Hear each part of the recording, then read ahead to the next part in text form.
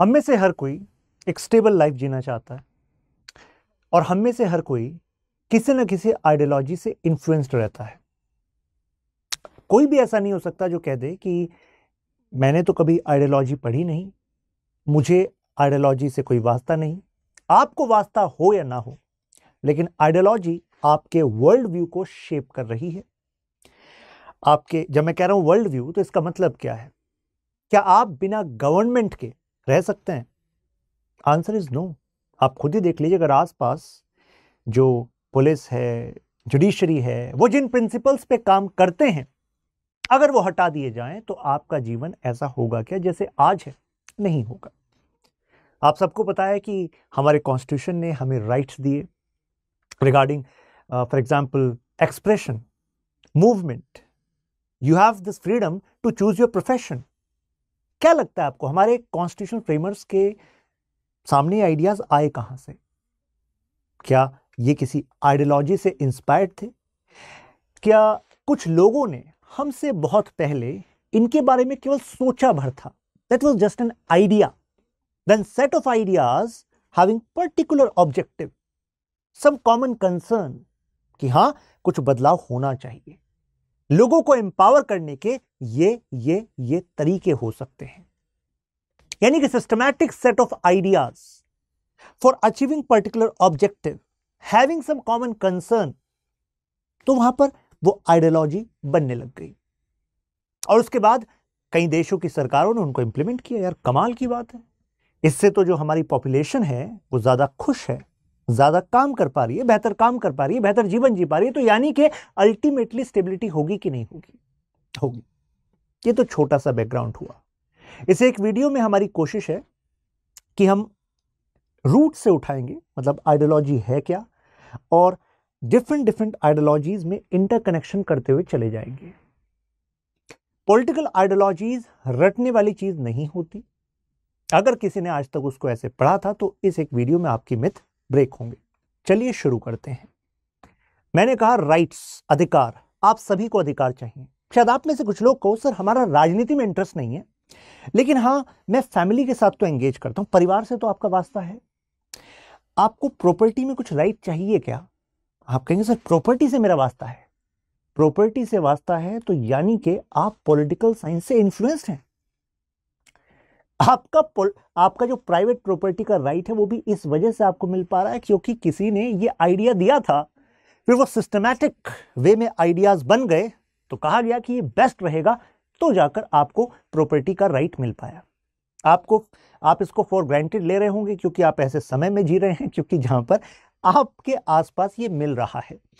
लेकिन हमारे पास ऐसे कितने सारे एग्जाम्पल हैं एंशिएंट टाइम में, मिडिवल टाइम में, आज के समय में भी, जहां पर लोगों को ऐसे अधिकार होते नहीं है जैसे मैं और आप, हम यहां पर भारत में एंजॉय कर रहे हैं। राइट? तो यानी कि आप सबको चाहिए जस्टिस, न्याय चाहिए जी हमें। तो आप कहेंगे सर मुझे न्याय से मतलब नहीं है, मैं तो कोर्ट जाता ही नहीं हूं सर, मुझे क्या जस्टिस से लेना देना, और क्या पॉलिटिकल आइडियोलॉजी है? अच्छा, क्या जस्टिस का मतलब केवल कोर्ट होता है? नहीं। मुझे बताइए, अगर गवर्नमेंट टैक्स पेयर्स मनी, यानी कि जो आपका, हमारे टैक्स का पैसा है, केवल कुछ ही लोगों को दे दे, राइट, और आपसे और ज्यादा टैक्स वसूले, तो आपके अंदर एक सेंस ऑफ इनजस्टिस आएगी कि नहीं आएगी? मेरे साथ गलत हो रहा है। तो ऐसा ना हो, सरकार ऐसा ना करे, तो इसके प्रिंसिपल्स कहां मिलते हैं? आइडियोलॉजी में मिलते हैं। जब हम डिस्ट्रीब्यूटिव जस्टिस की बात करते हैं कि कैसे ये जस्टिस के कॉन्सेप्ट बनाए जाएं जिससे कि आप सब खुश रहें, आप सब प्रोग्रेस करें। तो यानी कि फेयरनेस, जस्टिस, राइट्स, इक्वालिटी, ये सब आइडियाज आज के समय के प्रेवलेंट आइडियाज हैं। जैसे कि ये पेन है, क्या ये पेन एंशिएंट टाइम से ऐसे काम करता था? आप कहेंगे नहीं सर क्या बात कर रहे हैं, ये तो अभी बना है कि नहीं? तो इसी तरीके से ये कॉन्सेप्ट भी हमेशा काम नहीं कर, मतलब हमेशा से नहीं थे। एक निश्चित समय में कुछ लोगों ने ऐसा सोचा, जरूरत लग रही है कुछ नया करने की, तो फिर ये कॉन्सेप्ट्स आए। आज के इस वीडियो में हम इनका एक एक करके इवोल्यूशन देखेंगे, मतलब ऑपरेशन कर देंगे इस पर्टिकुलर टॉपिक का। ये जो टर्म आप देख रहे हैं, conservative, liberal, communist, fascist, left, right, centre, ये सब कुछ आपको इस वीडियो में अभी समझ में आएगा। मैंने आपसे कहा कि इतिहास और कंडीशन, मतलब इतिहास में कंडीशन, उन सबसे शेप होती आई हैं आइडियोलॉजीज। राइट? तो ये बेसिक फैक्ट है कि हालांकि आइडियोलॉजी एंशिएंट टाइम से हम देखते हैं, लेकिन ये जो टर्म जो है ये पॉपुलर हुई मिस्टर डेसेट ने जब कहा कि आइडियोलॉजी, जैसे कि बायोलॉजी जूलॉजी सब्जेक्ट होते हैं, बायोलॉजी जूलॉजी, तो इसी तरीके से आइडियोलॉजी, यहां पर हम वर्ल्ड ऑफ आइडियाज के बारे में बात करते हैं। तो चलिए शुरुआत करते हैं, है क्या। सबसे पहले हम बात करते हैं इस वर्ल्ड की, दुनिया की। क्या है वर्ल्ड? आप कहेंगे जो दिखता है वही है वर्ल्ड, जो दिखता है वही है वर्ल्ड। आपको नहीं लगता कि साइंटिफिक डिस्कवरीज से और ऐसे ही पॉलिटिकल साइंस में लॉजिक से, डिस्कवरी से हमने वर्ल्ड को चेंज भी किया है? आप कहेंगे कैसे? चलिए बताते हैं कैसे। हम कह सकते हैं दुनिया दो भागों में डिवाइडेड है। एक है मेटीरियल वर्ल्ड। मेटीरियल वर्ल्ड कैसे? जो हम अपने सेंसरी ऑर्गन से महसूस कर सकते हैं, जैसे कि ये बोर्ड मैं टच कर सकता हूं, आप कहेंगे yes sir this is the matter, right? Material world है सर ये, राइट? और एक है world of ideas. World of ideas जो हमारे अंदर चल रहा है, ये यहां पर है वर्ल्ड ऑफ आइडियाज। आइडियोलॉजी का जन्म यहां पर है। इसके बाहर ये मेटेरियल वर्ल्ड है, इसके अंदर आइडियोलॉजीज बनती हैं। तो आप कहेंगे अच्छा कुछ रियल नहीं है, मतलब सब दिमाग का ही धुआं है, ऐसा लग रहा है आपको? अच्छा मुझे बताइए, एक समय था एंशिएंट टाइम में, मिडिवल टाइम में, जब आप मोनार्की के अंडर जीते थे, यानी कि जो फॉर्म ऑफ गवर्नमेंट थी वो राजा के पास कंप्लीट कंट्रोल, राइट? तो उस समय पर अगर आपको राजा खराब मिल गया, ठीक है, क्योंकि हेरिडिटरी रूल चल रहा है भाई, राजा का बेटा ही राजा बनेगा, राइट? काबिल थोड़ी ना बनेगा, राजा का राजा बेटा बनेगा। तो अब पॉइंट ये है, अगर जो राजा बना है वो आपका एक्सप्लॉयटेशन करे, तो क्या आपके पास चॉइस है कि आप रेबेल कर दें उसके खिलाफ? My friend you don't have any choice. क्योंकि उस समय पर अगर हम यूरोप की बात करें तो मोस्ट पॉपुलर आइडियोलॉजी वो थी to justify rule of a king, that was divine rights theory. आप कहेंगे क्या है ये, जरा समझिएगा कैसे शेप होता है हमारा वर्ल्ड, फिर मैं इससे कनेक्ट करता हुआ आऊंगा। डिवाइन राइट्स थ्योरी, एक एक वर्ड को ब्रेक कर लीजिए। डिवाइन राइट्स, डिवाइन का मतलब क्या होता है भाई? डिवाइन का मतलब होता है गॉड, ये बात तो पता है आप सबको, है ना? डिवाइन का मतलब गॉड। हम किसके राइट्स की बात कर रहे हैं? हम किंग के राइट्स की बात कर रहे हैं। यानी कि किंग जो है वो गॉड का रिप्रेजेंटेटिव है on earth, in your state, in your area. अब अगर किंग बैड भी है, अगर आपने रेबेल कर दिया किंग के खिलाफ, तो मुझे बताइए ऐसा नहीं होगा कि आप गॉड के खिलाफ जा रहे हो? गॉड के खिलाफ जा रहे हो। यानी कि मिडिवल टाइम में यही प्रेवेलेंट आइडियोलॉजी थी, प्रेवेलेंट आइडियाज थे। एग्जाम्पल, जैसे कि मिडिवल टाइम में आपकी लाइफ का जो सेंटर था वो गॉड था, और गॉड क्या चाहते हैं क्या नहीं चाहते हैं ये कौन एक्सप्लेन करेगा? अरे रिलीजन एक्सप्लेन करेगा। यानी कि रिलीजन एक्सप्लेन करेगा, तो यानी कि रूल जो भी कर रहा है उसमें क्लर्गी जो होगी वो अपना इंपॉर्टेंट रोल रखेगी कि नहीं रखेगी? अरे बिल्कुल रखेगी। क्लर्गी का मतलब है जो धर्म के रिप्रेजेंटेटिव हैं, इंटरप्रेट करते हैं, तो वो और राजा दोनों एक दूसरे के लिए काम करेंगे। क्लर्गी कहेगी राजा तुम टेंशन ही मत लो, हम लोगों को बताएंगे कि तुम ईश्वर के रिप्रेजेंटेटिव हो भाई। अगर ईश्वर के रिप्रेजेंटेटिव हो तो तुम्हारे खिलाफ जनता अगर गई तो मतलब गॉड के खिलाफ गई। अब गॉड के खिलाफ जाने की हिम्मत है क्या आप में भाई? नहीं है ना। तो इससे होगा क्या? इससे you are going to achieve political obligation. आप कहेंगे सर ये पॉलिटिकल ऑब्लिगेशन क्या है? ब्रेक कर लीजिए फर्दर वर्ड को। ऑब्लिगेशन का मतलब क्या है कि भाई कुछ you are oblige to do something, and political का मतलब क्या है? We are talking in context of rule. यानी कि जो भी राजा रूल कर रहा है उसने जो कहा है आप उसको ऑब्लाइज करें। अगर आप ऐसा करेंगे तो मुझे बताइए क्या अचीव होगा? स्टेबिलिटी अचीव होगी। होगी कि नहीं होगी? तो मुझे बताइए कि एक तरीके से बड़ा शानदार दिमाग लगाया गया था कि राजा ईश्वर का रिप्रेजेंटेटिव है, क्लर्गी ये बताती रहे, राजा क्लर्गी को सपोर्ट करता रहे, जो इनको पैसा चाहिए, सपोर्ट चाहिए, जो विश्वास प्रमोट कराना है वो कराते रहिए, और अल्टीमेटली आप अपने राज में स्टेबिलिटी एंश्योर करेंगे कि नहीं करेंगे? करेंगे, क्योंकि जनता स्टेबल बनी रहेगी, राइट? तो आप कहेंगे सर वाह ये तो बहुत शानदार बात हुई। तो इससे आपको पता लगा कि आइडियोलॉजी के बारे में एक बात कही जाती है कि आइडियोलॉजी रूलिंग क्लास के आइडियाज होते हैं, यानी कि ये है रूलिंग क्लास। ये रूलिंग क्लास जिस तरह के आइडियाज को, जिस तरह के विश्वास को आपके अंदर बैठाना चाहती है, वही आपके, यू कैन से, वही आपका वर्ल्ड व्यू होगा। आपको पता लगा कि आइडियोलॉजी आपका वर्ल्ड व्यू तय करती है। दुनिया के प्रति आप क्या सोचते हैं, समझते हैं, सच क्या है। हर किसी को तो सच की जरूरत है। देखिए क्लर्की बता रही है सच ये है बेटा, डिवाइन राइट थ्योरी, इसी को मानो। राइट, तो हर कोई सोचेगा यार मेरी तो अपनी लिमिटेशन है, मैं तो कितना ही सोच पाता हूं। तो अगर क्लर्की ने ये बताया है, राइट, तो भाई सच ही होगा, यानी कि वर्ल्ड व्यू आपको प्रेजेंट कर रही है। आप कहेंगे सर फिर हम मानते क्यों हैं? क्योंकि हम सब की एक जरूरत है, वो पता क्या है? हम चाहते हैं कलेक्टिव बिलोंगिंगनेस। कलेक्टिव बिलोंगिंग, आप कहेंगे मतलब क्या? मतलब हम सब जुड़ा रहना चाहते हैं। हम सब चाहते हैं कि जो सब लोग विश्वास कर रहे हैं वही सच है, मैं सबके साथ रहूं और मैं इसी से दुनिया की सेंस बनाता रहूं। तो कलेक्टिव बिलोंगिंगनेस आपको वर्ल्ड व्यू प्रोवाइड कर रही है आइडियोलॉजी। आपको नहीं लगता ये रूलिंग क्लास के आइडियाज भी हो सकते हैं? रूलिंग वर्ग, मैं क्लास वर्ड यूज कर रहा हूं क्योंकि आगे मैं इसको ले जाऊंगा मॉडर्न टाइम तक, तो वहां पर क्लास वर्ग एक शब्द भी आएगा। बट आप ये तो जानते हैं कि हाँ भाई, जो रूलिंग क्लास है वो जैसा चाहती है, जिसको पॉपुलराइज करती है, आपके विश्वासों पर उसका प्रभाव पड़ता है। राइट, तो कहने का मतलब ये हो गया। अब जरा इस पर आ जाइए दोबारा।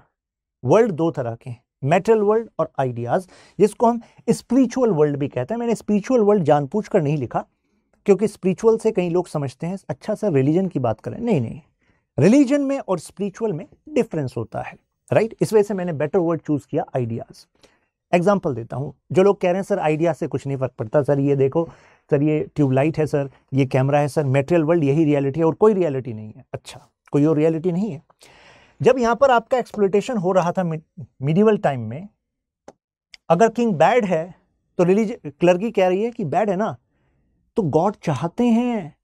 आप कहोगे गॉड चाहते हैं, क्यों चाहते हैं? तो क्लर्की कह रही है गॉड इस वजह से चाहते हैं जिससे, so that you can endure pain, so that you can get purified, your soul can be purified.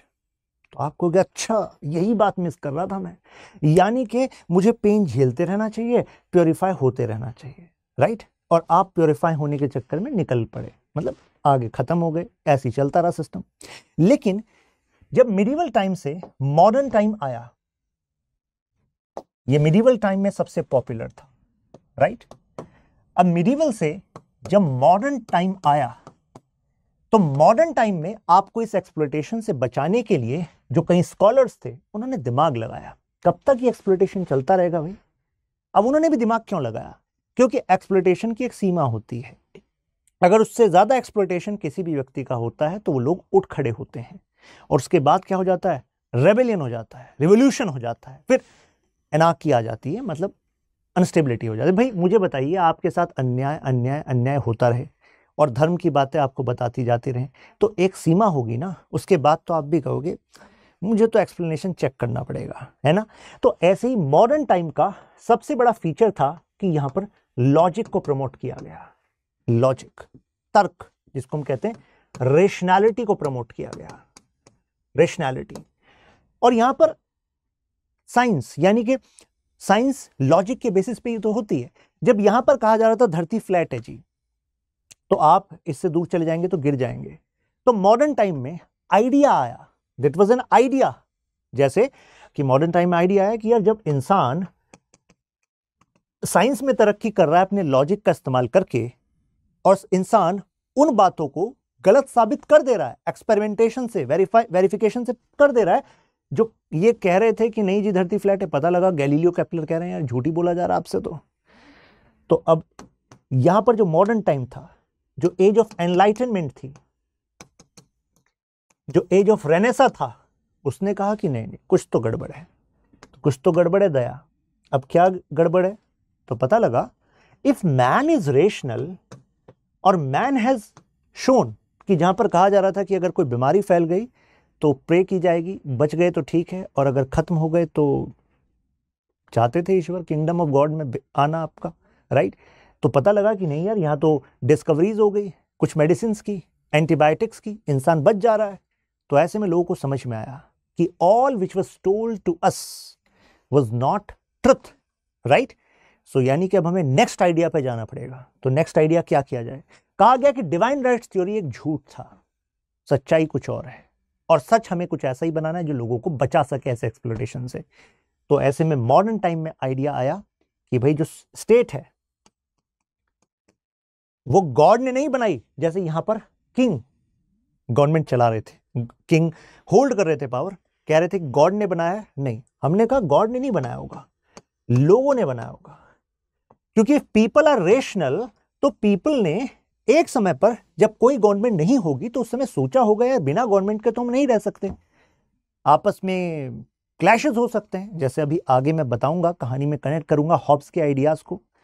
तो ऐसे में एक आइडिया आया कि क्या पता स्टेट को, ये पूरे सरकार को, ये रूल को शुरुआत में खुद लोगों ने ही बनाया हो, अपनी कन्वीनियंस के लिए बनाया हो। तो अगर लोगों ने बनाया है तो ऐसे में सरकार को लोगों के प्रति अकाउंटेबल होना चाहिए कि नहीं चाहिए?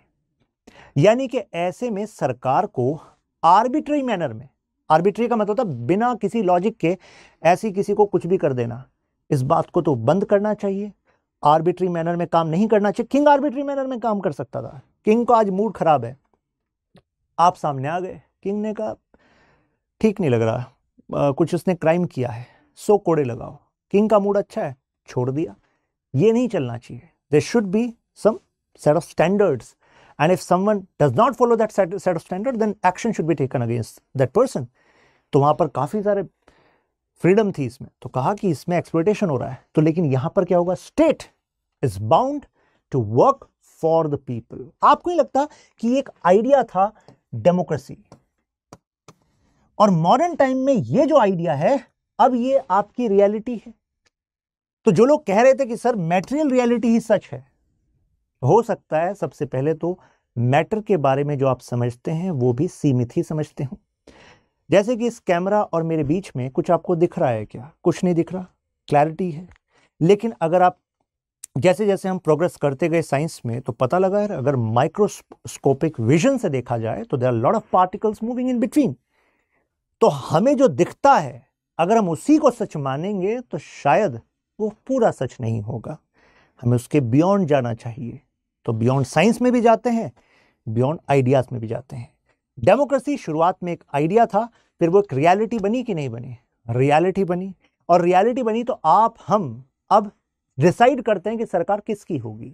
अगर हमें सरकार ठीक नहीं लगती, हमारे लिए काम नहीं करती, तो हम सरकार को बदल भी देते हैं। तो मुझे बताइए, जो मटेरियल वर्ल्ड में आपकी रियलिटी है, जो आउटकम्स हमें एक डेमोक्रेटिक नेशन में रहने से मिल रहे हैं, आपको नहीं लगता वो आइडियोलॉजी से आ रहे हैं? तो यानी कि इसकी तो सिस्टमैटिक स्टडी होनी चाहिए भाई, समझ इसकी होनी चाहिए कि कैसे आइडियोलॉजी बनी है, तभी तो पता लगा पाएंगे कि आज के प्रॉब्लम्स का सॉल्यूशन हम नेक्स्ट किन आइडियोलॉजी से कर सकते हैं, है कि नहीं?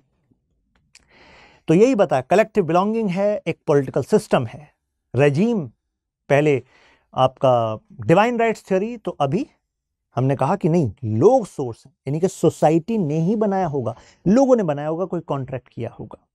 उसको एक टर्म भी दी जाती है सोशल कॉन्ट्रैक्ट, यानी कि एक तरफ स्टेट का ओरिजिन गॉड, दूसरी तरफ स्टेट का origin by people via social contract. लोगों ने खुद बनाया होगा कोई कॉन्ट्रैक्ट। एग्जाम्पल, इंडियन कॉन्स्टिट्यूशन में प्रेम्बल की पहली लाइन क्या है? बताइए कमेंट्स में। वी द पीपल, हम भारत के लोग। हम भारत के लोग एक्चुअली खुद को ये कॉन्स्टिट्यूशन दे रहे हैं। आपको नहीं लगता कि ये तो सोशल कॉन्ट्रैक्ट थियरी हो गई? ये तो वही वाली बात हो गई कि लोगों ने खुद को कॉन्स्टिट्यूशन दिया है जिससे स्टेट बनी है। लोगों ने खुद को, ऐसा क्यों? जिससे कि हमारा कॉन्स्टिट्यूशन ये रिफ्लेक्ट करता है कि भाई अल्टीमेटली सोर्स ऑफ पावर कौन है? हम भारत के लोग हैं। अल्टीमेटली जो स्टेट है, जो सरकार है, वो दायरे में काम करेगी जो दायरा कॉन्स्टिट्यूशन ने उसको दिया है, राइट? तो यानी कि हमारे कॉन्स्टिट्यूशन में जो चीज लिखी गई वो इस वजह से लिखी गई कि किसी ने बहुत पहले इस सोशल कॉन्ट्रैक्ट थ्योरी के बारे में सोचा, तभी जाकर ऐसे प्रिंसिपल हमारे कॉन्स्टिट्यूशन में आए, तभी जाकर हम एक ऐसा जीवन जी रहे हैं जिसमें कि स्टेबिलिटी है। हम कई बार इस बात को ना फॉर ग्रांटेड लेते हैं। क्या ही फर्क पड़ता है, क्या ही फर्क पड़ता है। आसपास देखिए, पाकिस्तान, म्यांमार, कॉन्स्टिट्यूशनल क्राइसिस। कारण वहां पर कैसे मिलिट्री इतनी ताकतवर हो गई, म्यांमार में कैसे मिलिट्री इतनी ताकतवर हो गई, क्योंकि उनके कॉन्स्टिट्यूशन में जो आइडियाज थे वहां पर ऐसा स्कोप देखा गया। वहां के जो कुछ पॉलिटिकल डेवलपमेंट्स थे उसको काउंटर नहीं किया जा सका। तो इसी वजह से इन पॉलिटिकल इंसाइट्स का समझ होना और एप्लीकेशन होना आपके हमारे प्रेजेंट और भविष्य को मजबूत बनाता है, राइट।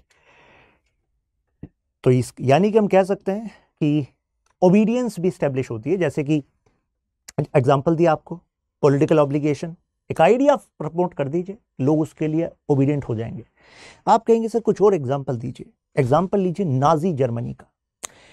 जर्मनी में हिटलर ने, अब जरा सुनिएगा, यहां नहीं लिखा, जो मैं बात कर रहा हूं उसको सुनिए, ये तो रेफरेंस के लिए है आपके, अपलोड हो जाएगी पीडीएफ वहां पर टेलीग्राम ग्रुप में। पहले जेनेटिक अल्ट्रा नेशनलिज्म, पहले जेनेटिक अल्ट्रा नेशनलिज्म। ध्यान दीजिए, जब भी मैं इज्म की बात करता हूं, इज्म, तो ism means I am talking about some ideology, set of ideas having particular objective, these ideas having some common link, right? कोई philosophy, कोई आइडियोलॉजी। आप कहेंगे बताइए एग्जांपल। जैसे मैंने कहा पैलिनजेनेटिक अल्ट्रा नेशनलिज्म, ठीक है। World is ruled by ideas. Nazi Germany में ग्रिफिन एक स्कॉलर हुए, रॉजर ग्रिफिन, उनके सेट ऑफ आइडियाज थे, बड़े सिस्टमैटिक वे में उन्होंने प्रेजेंट किए, इसका इस्तेमाल हुआ। जब भी दुनिया में कोई लीडर अपने आप को बहुत ज्यादा पावरफुल बनाना चाहता हो, मास सपोर्ट चाहता हो, तो वो इसका इस्तेमाल करता है, जैसे नाजी जर्मनी में हुआ था। पैलिनजेनेटिक नाम क्यों पड़ा? पैलिन आप कनेक्ट कीजिए, जैसे पैलियो, सुना आपने? पैलियोलिथिक एज हिस्ट्री में पढ़ते हैं, तो यानी कि एक पर्टिकुलर कॉन्टेक्स्ट हिस्ट्री का कि जब से कुछ नया हुआ हो। जेनेटिक अल्टरनेशनलिज्म तो कनेक्ट हो रहा होगा, यानी कि एक ऐसा समय, एक ऐसा आइडिया, सेट ऑफ आइडियाज जिसमें कहा जाता हो कि भाई आपके देश में ना अब रीबर्थ होने वाला है, आपके नेशन का, मतलब आपके नेशन का रीबर्थ होने वाला है। मतलब आप अगर मुझे सपोर्ट कर दें, समझ लीजिए आप मुझे सपोर्ट नहीं कर रहे, आप रीबर्थ को सपोर्ट कर रहे हैं अपने नेशन के। यानी कि नई ऊर्जा, नया विश्वास, नया देश चाहिए कि नहीं चाहिए? अरे पुराने तौर तरीकों से, पुराने सिस्टम से तो बोर हो गए होंगे, काफी समस्याएं आप झेल रहे होंगे। कहेंगे बिल्कुल सही कहा, बहुत सारी समस्याएं हैं जी। तो रीबर्थ का आइडिया हमेशा आपको अट्रैक्ट करेगा कि नहीं करेगा? एक आइडियोलॉजी के बेसिस पे है ये। तो इससे कहा गया कि देखो कब तक पार्लियामेंट को सपोर्ट करते रहोगे? पार्लियामेंट में these people are very weak. वो बोलने में, बैठने में, सोने में, कभी नहीं आ रहे हैं, कभी आ रहे हैं, बड़ा टाइम वेस्ट करते हैं देश का। हो रहा है कि नहीं हो रहा है? कहोगे बिल्कुल सही। आपको तुरंत एक्शन चाहिए कि नहीं चाहिए? आप कहोगे बिल्कुल सही। आपको अपने देश को महान बनाना है कि नहीं बनाना है? कहोगे बिल्कुल सही।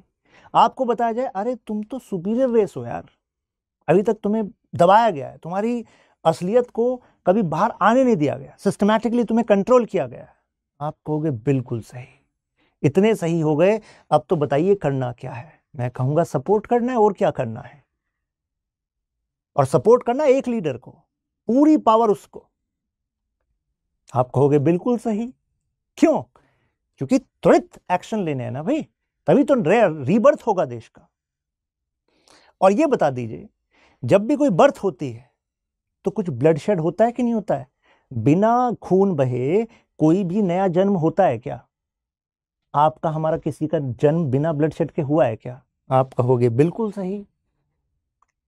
तो बिना ब्लडशेड के नहीं हुआ, तो जो भी देश के दुश्मन हैं जो देश को कमजोर करने पर तुले हुए हैं, जो मुझको पावर में आने से रोकने में तुले हुए हैं, उनका अगर कुछ ब्लडशेड हो जाए तो देश का उससे रीबर्थ हो जाए, तो बोलिए क्या? बिल्कुल सही। तो एक तरीके से, इस तरीके से आपका ये समझ लीजिए पूरा सपोर्ट ले लिया कि नहीं ले लिया।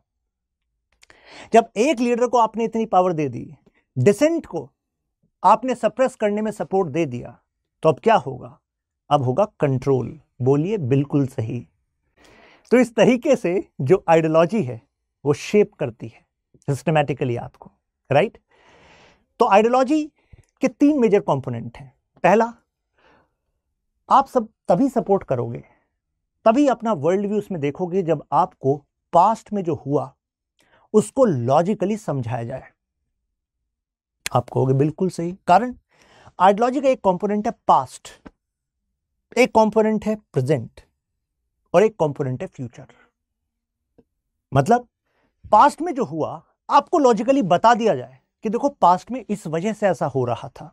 मेरी आइडियोलॉजी बता रही है तुम्हें एग्जैक्टली, तुम्हें ज्ञान दे रही है, सच्चाई का ज्ञान। तो offer an account of the existing order, तो एक पास्ट का बताएगा और एग्जिस्टिंग ऑर्डर के बारे में बताएगा, एग्जिस्टिंग ऑर्डर में ऐसा क्यों चल रहा है। जैसे कि हिटलर ने भी किया, हिटलर ने बताया कि भाई जर्मनी आप इस वजह से वीक हैं, कारण बताया। इकोनॉमिकली पॉलिटिकली आपको तोड़ा गया है बाय दीज पावर्स। तो लोगों ने कहा बिल्कुल सही। तो यानी कि you have to understand existing order ऐसा क्यों है। तो इसके बाद फ्यूचर ब्राइट कैसे हो सकता है, advance a model of desired future. Desired future is important, क्योंकि तभी लोग फॉलो करेंगे, तभी जब लोग फॉलो करते हैं तभी जाकर वो गवर्नमेंट, इंस्टीट्यूशंस और यू कैन से पॉलिसीज उसको इन्फ्लुएंस करता है, क्योंकि ultimately you can not think of politics without people. तो लोग आपकी बात को समझें, सपोर्ट करें, उसी बेसिस पर कोई बड़ा पॉलिटिकल चेंज आ सकता है। तो यानी कि प्रेजेंट ऐसा क्यों है, फ्यूचर ब्राइट क्या है और वो कैसे होगा, हाउ पर फोकस करो। तो ये एलिमेंट होते हैं हर एक आइडियोलॉजी की। आप कहेंगे सर एग्जाम्पल से समझाइए, सर बात समझ में नहीं आई। एग्जाम्पल से समझ लीजिए। एक एग्जाम्पल ले लेते हैं, चलिए एग्जाम्पल ले लेते हैं मार्क्स। नाम तो सुना ही होगा, राइट? तो मार्क्स किस टाइम पर आए? मार्क्स ऐसे समय में आए जब इंडस्ट्रियलाइजेशन बहुत तेजी से बढ़ रहा था यूरोप में। तो Marx was born in Prussia, जहां पर आज मतलब he was born and brought up, मतलब he was observing the atmosphere of Europe. Prussia में वो थे, फिर कुछ समय फ्रांस में रहे etcetera. But the point here is, Marx ने जो ऑब्जर्व किया वो था एक्सप्लॉयटेशन। तो मार्क्स ने पहला कंपोनेंट हमने यहां पर जो मेंशन किया प्रेजेंट है, तो प्रेजेंट में कहा कि जो एक्सप्लॉयटेशन हो रहा है वो किसका हो रहा है। तो आप खुद ही बताइए, अगर सिस्टम कैपिटलिस्ट है, मतलब कि सिस्टम में इंडस्ट्रीज में कुछ तो है, इंडस्ट्रीज के मालिक, उसको हम कहेंगे, उनको हम कहेंगे कैपिटलिस्ट, ठीक है। कुछ है इंडस्ट्रीज में वर्कर्स, ठीक है। तो वर्कर्स तो आप समझते ही हैं, वर्कर्स, राइट। मार्क्स ने कहा कि तुम्हें लगता है कि तुम इस वजह से गरीब हो कि तुम्हारी नियति या तुम्हारे स्किल्स गरीबों वाले हैं। मार्क्स कह रहे हैं झूठ बोला गया तुम्हें, you are living in false consciousness. तुम कॉन्शियस तो हो लेकिन भ्रम में कॉन्शियस हो, भ्रमित चेतना है तुम्हारी, फॉल्स कॉन्शियसनेस। आप कहोगे समझ में नहीं आया। मार्क्स कह रहे हैं समझोगे तो सही, अभी सुनो तो सही, समझ में आएगा। कोई ऐसा हो ही नहीं सकता जिसको समझना है। लॉजिक हर किसी के पास है, और logic is political science, right. हर किसी को समझ में आएगा। तो मार्क्स कह रहे हैं कि एक्चुअली सिस्टम ऐसा बनाया गया कैपिटलिस्ट द्वारा। मान लीजिए कोई आपने प्रोडक्ट बनाया 50 रुपए का, मतलब 50 रुपए में आपने इसमें रॉ मटेरियल लगाया, इसी में आपकी लेबर इंक्लूड है, इसमें आपके मिसलेनियस खर्चे हैं, और आप उस प्रोडक्ट को बेच पा रहे हो 200 रुपए का। और आप एक ऐसे सिस्टम में जी रहे हो जहां पर जो स्टेट है, यानी कि गवर्नमेंट जो है, वो मिनिमम रेगुलेशन कर रही है। गवर्नमेंट कह रही है देखो ना तो हम लेबर लॉज बनाएंगे, हमें नहीं पड़ी इसकी कि वर्कर को कितना पैसा दे रहे हो तुम, या कैसी वर्किंग कंडीशन में रख रहे हो, कितना काम कर रहे हो, जो करना है करो।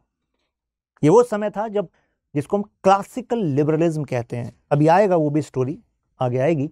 But the point is, ideology का स्ट्रक्चर आपको बता रहा हूं। यानी कि एक ऐसा समय जहां पर यह ऑफिशियली माना गया कि ये बेस्ट है। ध्यान दीजिएगा, हमेशा कोई भी आइडियोलॉजी जब कोई प्रिवेल करती है तो वो बेस्ट केस सिनेरियो देकर प्रिवेल करती है। वो अलग बात है उसके बाद में नेगेटिव आउटकम हो जाए, बाद में लोग उसको क्रिटिसाइज करें, क्या ही यार तुमने बर्बाद कर दिया, लेकिन वो हमेशा प्रेजेंट करती है विद कि बेस्ट केस सिनेरियो ऐसा ही होगा। जैसे कि मार्क्स ने ऑब्जर्व किया कि यार ये कुछ लोग थे जिन्होंने कहा कि दुनिया में अगर गरीबी को भगाना है तो इन कैपिटलिस्ट को खुली छूट दे दो, सरकार को बैकफुट पर कर दो। तो ऐसे में जब ये कैपिटलिस्ट ज्यादा पैसा कमाएंगे तो जाहिर सी बात है राजा के पास या जो भी रूलर है उसके पास ज्यादा पैसा आएगा, डेमोक्रेटिक गवर्नमेंट है तो उसके पास ज्यादा पैसा आएगा, वो भी मजबूत हो पाएगी और गवर्नमेंट भी कम टैक्स रखे, फायदा गवर्नमेंट का ही। आप कहेंगे कैसे? ये कैपिटलिस्ट अगर जितना ज्यादा प्रॉस्पर करेंगे कितने सारे लोगों को भी तो नौकरी मिलेगी, ऐसे ऐसी बातें कही गई, वेल्थ जनरेशन ज्यादा होगा। Famous scholar Adam Smith in his book wealth of Nations उन्होंने प्रपोज किया था this idea of classical liberalism. लेकिन मार्क्स ने अपने समय में आते आते इसके नेगेटिव इंपैक्ट ऑब्जर्व किए। तो मार्क्स ने कहा अब 200 रुपए का इसलिए बेच पा रहा है कि कोई कंट्रोल नहीं है कितने का बिकना है कितने का नहीं, क्योंकि वो तो कहकर चले गए एडम स्मिथ कि फ्री मार्केट होनी चाहिए, यानी कि डिमांड और सप्लाई ये इनविजिबल हैंड है, इन्हीं से डिसाइड होगा कि कोई चीज कितने बिकेगी। किसी भी बात को रटने की जरूरत नहीं होती पॉलिटिकल साइंस में, हर एक चीज का लॉजिक पता होना चाहिए कि ये बात कही क्यों कहा ये फ्री हैंड, ये demand supply, why this? The reason is अगर फ्री मार्केट है, फ्री मार्केट का मतलब होता है कंपटीशन ओपन, मतलब जिसको कोई चीज बनानी है बनाओ। एग्जांपल देता हूं, चलिए कनेक्ट करिएगा, ठीक है, कनेक्ट करिएगा इस बात को। अगर फ्री मार्केट है तो उन्होंने कहा कि फायदा ऐसा होगा कि अगर कितने सारे बनाने वाले होंगे तो अल्टीमेटली वही अपने प्रोडक्ट को सेल कर पाएगा जिसका प्रोडक्ट क्या होगा, क्वालिटी में बेस्ट और चीप। तो अल्टीमेटली जब क्वालिटी में बेस्ट के लिए कंपटीशन है और कंपटीशन क्वालिटी का है और चीप है तो कंपटीशन है, तो अल्टीमेटली कस्टमर का तो फायदा ही होगा ना। अब आप कहेंगे सब फायदे की बात चले, नुकसान क्या है? नुकसान ये है जब वो 200 का बेच रहा है तो यहां पर 150 रुपए वो हो गया सरप्लस। अब अगर बेसिक एग्जांपल ले रहे हैं, अप एंड डाउन चलता रहता है, लेकिन 50 रुपए असेंबली लाइन से 200 रुपए का बेचा, 150 रुपए इकट्ठे हो गए। तो अगर 150 रुपए में से 50 रुपए और 50 रुपए अलग से इसने रखे इसी असेंबली लाइन को, ऐसे ही इन्वेस्ट किया, तो 200 रुपए का फिर बेचा, 200 रुपए का फिर बेचा, तो ऐसे में कुल मिलाकर 150 रुपए का फिर प्रॉफिट हुआ। ये केवल सिंपल ये जो डायनेमिक्स है ये आपको बता रही है कि देखो फिर इसके पास 150 रुपए इकट्ठे हो गए। यानी कि हम जिस समय में जी रहे हैं वहां पर पैसा कमाने का तरीका है बिजनेस। कारण क्योंकि बिजनेस से ही आपके पास सरप्लस इकट्ठा होगा, जिसको आप दोबारा इन्वेस्ट करेंगे तो आपके पास दोबारा इकट्ठा होगा। जो वर्किंग क्लास है वो यहां पर है, इसको मिलेगी सैलरी, राइट। प्रॉफिट इसी तरीके से एक्यूमुलेट होता है और इसी वजह से आप देखते हैं कि बहुत कम समय में कैपिटलिस्ट बहुत ज्यादा तेजी से अमीर हो जाते हैं। आप कहेंगे ठीक है अमीर हो गए, जलन की बात क्या है भाई, इन्वेस्ट भी तो किया उन्होंने, तर्क भी तो लगाया उन्होंने। मुद्दे की बात यह है कि मार्क्स जिस समय में थे उस समय में हालात ऐसे नहीं थे जैसे आज आप देख रहे हो। यानी कि आज के समय में तो आप लेबर लॉज देखते हो, मिनिमम वेजेस की बात देखते हो, लेबर कमिश्नर होते हैं, उस समय ऐसा नहीं था। तो मार्क्स ने कहा कि जब कंपटीशन होगा कि सेल करना है क्वालिटी का और चीप, तो अल्टीमेटली क्या कैपिटलिस्ट रॉ मटेरियल पर फोकस करेगा कि मैं रॉ मटेरियल सस्ता कर दूं? नहीं। क्या कैपिटलिस्ट मिसलेनियस खर्चों पर जरूरी है कम करेगा? नहीं। कैपिटलिस्ट हो सकता है कहे कि मैं मशीन ले आता हूं, कम खर्चे में ज्यादा प्रोडक्शन कर दूंगा, लेबर बाहर, मार्केट में लेबर बाहर। तो ऐसे में जब ज्यादा लोग जॉब के लिए घूम रहे हैं तो मुझे बताइए उनकी डिमांड बढ़ेगी कि कम होगी? अरे डिमांड का क्या होगा भाई, जब सप्लाई लेबर की ज्यादा हो गई क्योंकि अब मशीनें आ गई, तो उस लेबर से कहेंगे कि देखो भाई 200 रुपए में काम करते हो तो चलेगा, वो कह रहा है मुझे तो पहले 300 मिलते थे, 200 में करते हो तो चलेगा, तो दिक्कत होगी कि नहीं होगी? या उससे कहा जाएगा कि अगर काम करना है तो देखो ज्यादा काम कर लो तो मिल जाएगा इतना। तो अल्टीमेटली लेबर का एक्सप्लॉयटेशन हो रहा है। मार्क्स ने ऑब्जर्व किया 15-15 घंटे काम कराया जा रहा है, मेहनताना केवल इतना दिया जा रहा है कि वाला आज का काम कल चल जाए, कल का ना चले। तो इस तरीके से मार्क्स ने ऑब्जर्व किया कि भाई अल्टीमेटली ये दुनिया कैपिटलिस्ट और वर्कर में डिवाइडेड है।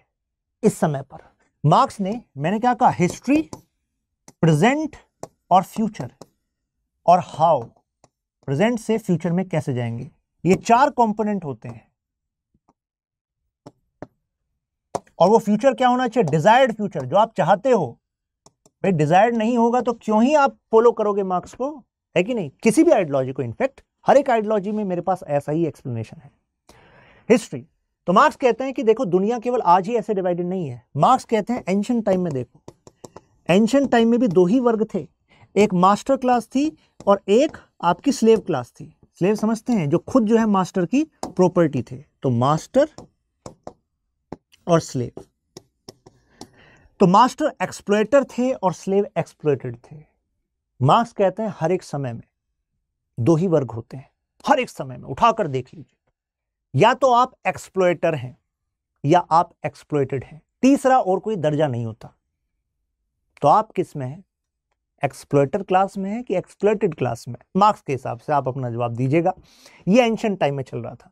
फिर मार्क्स ने कहा मिडीवल में आ जाइए, तो ऐसा भी देखा गया कि स्लेवरी पर कम, स्लेवरी बंद हो जाए, ऐसे प्रयास हुए, काफी हद तक बंद हुई। लेकिन फिर यह भी देखा गया कि लॉर्ड और सर्फ्स, मेजरली यही 2 क्लास थी। लॉर्ड जिनके अंडर बड़ी बड़ी जमीनें थी, सर्फ्स जो उस पर काम कर रहे थे, जो केवल अपना कुछ खर्चा पानी जो खेती में काम करते थे तो उनको मिल जाता था। लेकिन प्रॉफिट शेयर जो है एग्रीकल्चर से, वो तो मेजर सब लॉर्ड की ही ओनरशिप में था। तो ये लॉर्ड एक्सप्लॉइटर्स थे और सर्फ जो थे वो एक्सप्लॉइटेड थे। तो 2 ही वर्ग थे, तीसरा कोई वर्ग नहीं मार्क्स के अनुसार। मॉडर्न टाइम में आए तो मॉडर्न टाइम में ये है, मार्क्स ने कहा जब इंडस्ट्रियलाइजेशन आया तो अब कैपिटलिस्ट ने कहा राजा से, जहां जहां मोनार्की थी, यार ये लॉर्ड तुम्हें क्या ही दे रहा है, इतने बड़े लैंड से जितना प्रोडक्शन होना है, जितनी खेती होनी है उतना ही होगा। लेकिन अब समय था इंडस्ट्रीज का, मशीन्स का। अब पता लगा मशीन किसी ने लगाई तो उसने कुछ ऐसा प्रोडक्ट बनाया जिसकी इतनी हाई डिमांड है, जिससे इतना अच्छा प्राइस मिल रहा है। तो जो लॉर्ड पूरा 1 साल में कमाकर उसमें से टैक्स का शेयर किंग को देगा, कैपिटलिस्ट कह रहा है मैं उससे ज्यादा दे दूंगा, लेकिन मुझे चाहिए जमीन, और मुझे चाहिए जमीन को बढ़ाने का, प्राइवेट प्रॉपर्टी का हक। तो मोनार्की जहां थी, मोनार्की ने कहा तथास्तु, मिल गया तुम्हें, टेंशन क्यों ले रहे हो, क्योंकि तुम इससे ज्यादा प्रॉफिट कमा के दे सकते हो, टैक्स मुझे दे सकते हो, अच्छा है, हमारा वेल्थ जनरेट होगा। तो इसके बाद नई एज आई जिसको हमने कैपिटलिज्म कहा। यहां पर स्टेट का रोल आपने क्या देखा? स्टेट बैकफुट पे, करो तुम्हें जो करना है, जमीन तुम्हारी जो तुम्हें खरीदनी है, एक्सपेंड कर सकते हो, प्रॉफिट शेयर तुम रखो, एक्सपेंड कर सकते हो। तो कैपिटलिज्म बढ़ने लग गया। तो कहा गया अब 2 वर्ग थे, कैपिटलिस्ट एंड वर्कर। कैपिटलिस्ट एक्सप्लॉइटर और वर्कर्स एक्सप्लॉइटेड। अगेन 2 वर्ग, 2 ही वर्ग हो सकते हैं। तो यानी कि हिस्ट्री बता दी कि नहीं बता दी, प्रेजेंट बता दिया कि नहीं बता दिया, बता दिया। अब फ्यूचर, अब इनसे कहा मार्क्स ने कि वर्कर्स अल्टीमेटली पता है क्या होगा? वर्कर्स ने पूछा क्या होगा? मार्क्स ने कहा तुम्हारा इमेंसिपेशन होगा, यानी कि तुम अब इस हिस्ट्री में जो भी होता आया है उसको बदल कर रख दोगे, इसके आगे कोई शोषण नहीं होगा। उन्होंने पूछा कैसे नहीं होगा? बता दिया फ्यूचर की अब ऐसा आगे आगे जाके शोषण नहीं होगा। कैसे नहीं होगा? तो मार्क्स ने कहा कि देखो कैपिटलिस्ट जो है ना वो अपनी कब्र खुद खोद रहे हैं। पूछा गया कैसे? कहा कि देखो कैपिटलिस्ट प्रॉफिट एक्यूमुलेट करता जा रहा है, देखो यहां यहां यहां सब पैसा तो उस पर इकट्ठा हो जाएगा, तो या तो बहुत ज्यादा अमीर या बहुत ज्यादा गरीब, क्योंकि कैपिटलिज्म का जो इंजन है, उसका जो फ्यूल है वो प्रॉफिट है। तो इतने ज्यादा अमीर और दूसरी तरफ ऐसे लोग जो बहुत ज्यादा गरीब। एक तरफ वो लोग जिनको पता ही नहीं कि कितना पैसा हमारे पास, दूसरे वो लोग जिनको पता है यार कितना पैसा है, कैसे चलाना है, बस दिन भर रोज जो है उसी का स्ट्रगल है। तो ऐसे में जिसके पास खोने के लिए कुछ नहीं होता वो दुनिया का सबसे खतरनाक आदमी होता है, क्योंकि वो रिवॉल्यूशन में बिल्कुल फिट बैठ सकता है। तो मार्क्स ने कहा कि ऐसा ही होगा, एक दिन ऐसा आएगा कि रिवॉल्यूशन होगा, और वो भी वायलेंट रिवॉल्यूशन होगा। मार्क्स ने प्रेडिक्शन करी, मार्क्स ने कहा वायलेंट रिवॉल्यूशन होगा, और वायलेंस से घबराना नहीं, बर्थ नई दुनिया का बर्थ है भाई। तो हाउ में तो ध्यान रखो, वायलेंट रिवॉल्यूशन होगा ही होगा। और workers of the world, you have to unite together, you have nothing to lose but your change. तुम्हारे पास खोने के लिए है क्या? वर्कर भी देख रहे हैं यार, खोने के लिए तो वाकई कुछ नहीं है, खोने के लिए है गुलामी, शोषण। मार्क्स ने कहा कि मेरी बात को भड़काने वाला मत समझना, मैं तुम्हें बताना चाहता हूं कि तुम फॉल्स कॉन्शियसनेस में जी रहे हो, भ्रमित चेतना में जी रहे हो। क्योंकि वास्तविकता यह है कि जो 150 रुपए सरप्लस है ना, this is the reason of exploitation. अगर ये इकट्ठा ना होता एक जगह पर तो कोई दिक्कत नहीं थी, लेकिन ये इकट्ठा होगा। कैपिटलिस्ट नहीं चाहेगा तुम्हें दे, कंट्रोल कैपिटलिस्ट का इसी के थ्रू तो रहेगा। तो ऐसे में ये रीजन बनेगा एक्सप्लॉयटेशन का। मार्क्स ने कहा रिवोल्यूशन इज द वे, और रिवोल्यूशन के बाद फिर सब में सब कुछ बराबर हो जाएगा, एक ऐसी स्टेज आएगी। मार्क्स ने कहा पहले सोशलिज्म और अल्टीमेटली कम्युनिज्म आएगा। Communism stands for common ownership, सब में सब कुछ इच्छा के अनुसार, काम के अनुसार मिल जाएगा, टेंशन ही नहीं है। मार्क्स ने कहा, अब आप पूछोगे वो बेस्ट स्टेज कैसे होगी? मार्क्स ने कहा तुम्हें क्या लगता है तुम फ्री हो भी? फ्री मतलब फ्रीडम है तुम्हारे पास? आप कहोगे बिल्कुल फ्रीडम है मेरे पास। मार्क्स कहेंगे सुबह कहां जाना है तुम्हें? आप कहोगे सुबह तो जॉब पे जाना है मुझे। मार्क्स कहेंगे तुम्हें सुबह जॉब पर जाना है, तुम अपनी खुशी से जा रहे हो मजबूरी में जा रहे हो?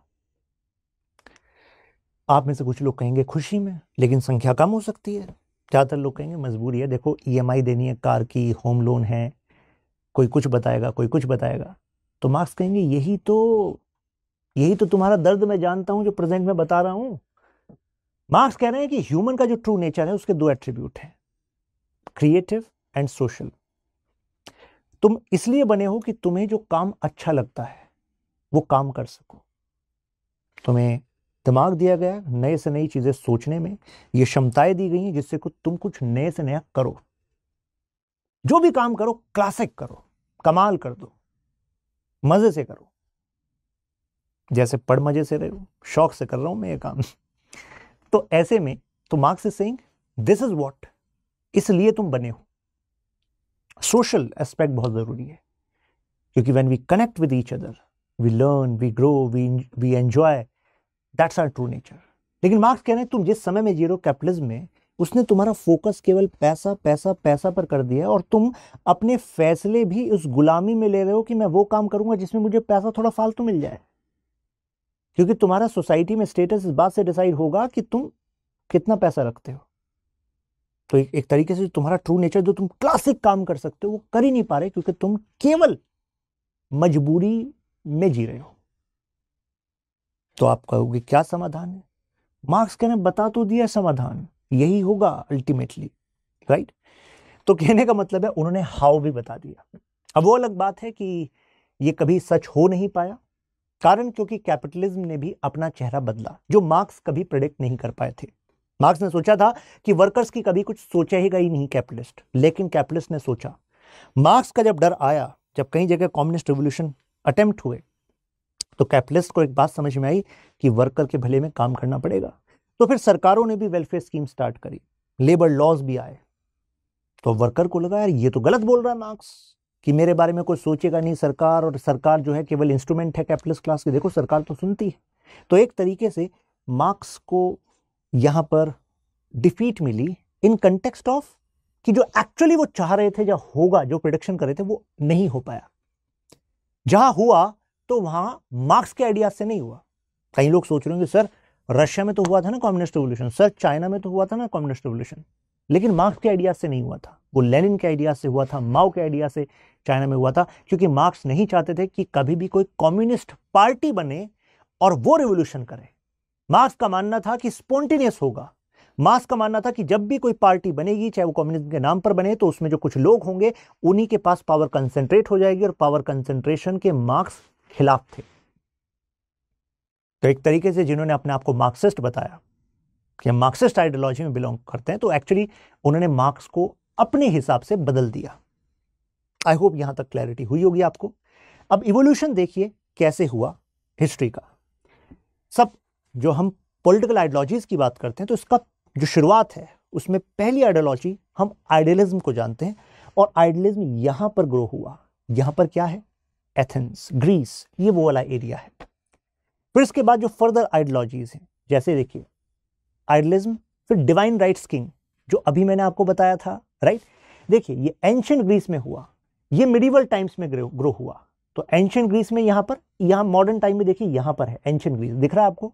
ये एंशिएंट ग्रीस है, ये ऐतिहासिक मैप है।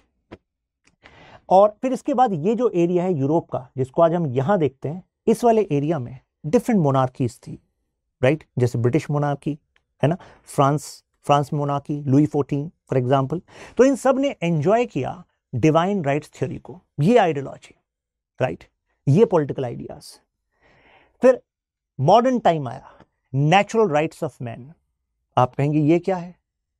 हम सब इस टाइम के इन पॉलिटिकल आइडियोलॉजी, इन आउटकम के मतलब वी शुड बी थैंकफुल। आप कहोगे क्यों? क्योंकि यही वो टाइम है जब कहा गया स्कॉलर्स लाइक लॉक, जेएस मिल द्वारा कि भाई अगर इंसान रेशनल है, अगर वो तर्क से, साइंस से काफी सारी चीजें सच की तरह एस्टेब्लिश कर सकता है, तो इसका मतलब है कि वो इंसान डिजर्व करता है राइट्स, अधिकार। अगर ये बात तय है कि पहली बार जो स्टेट बनाई होगी वो इंसानों ने खुद बनाई होगी, लोगों ने खुद बनाई होगी, और सरकार को अकाउंटेबल होना चाहिए टुवर्ड्स पीपल, तो यानी कि वो सरकार इंसानों के कुछ अधिकारों, यानी कि जो उनके लोग हैं उस टेरिटरी के, उनके कुछ अधिकारों को प्रोटेक्ट करे। एग्जाम्पल देकर समझाता हूं, जरा समझिएगा।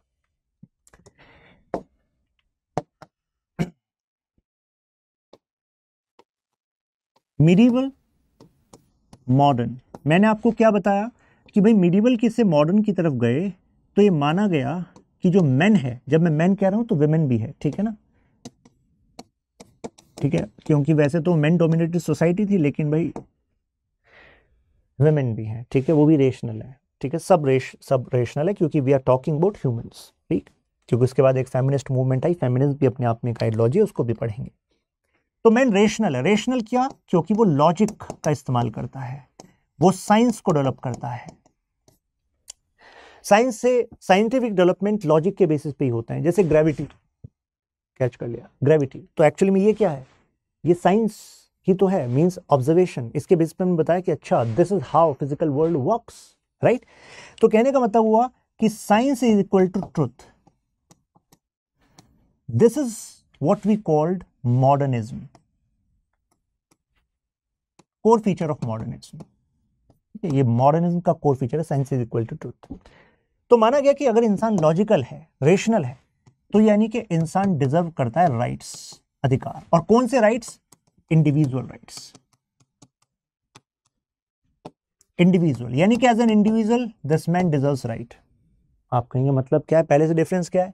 देखिए, इससे पहले जो सिस्टम होता था उसमें ड्यूटीज पर फोकस होता था, उसमें कलेक्टिव पर फोकस होता था, कम्युनिटी पर फोकस होता था, उसमें स्टेट को ऊपर माना जाता था इंडिविजुअल से।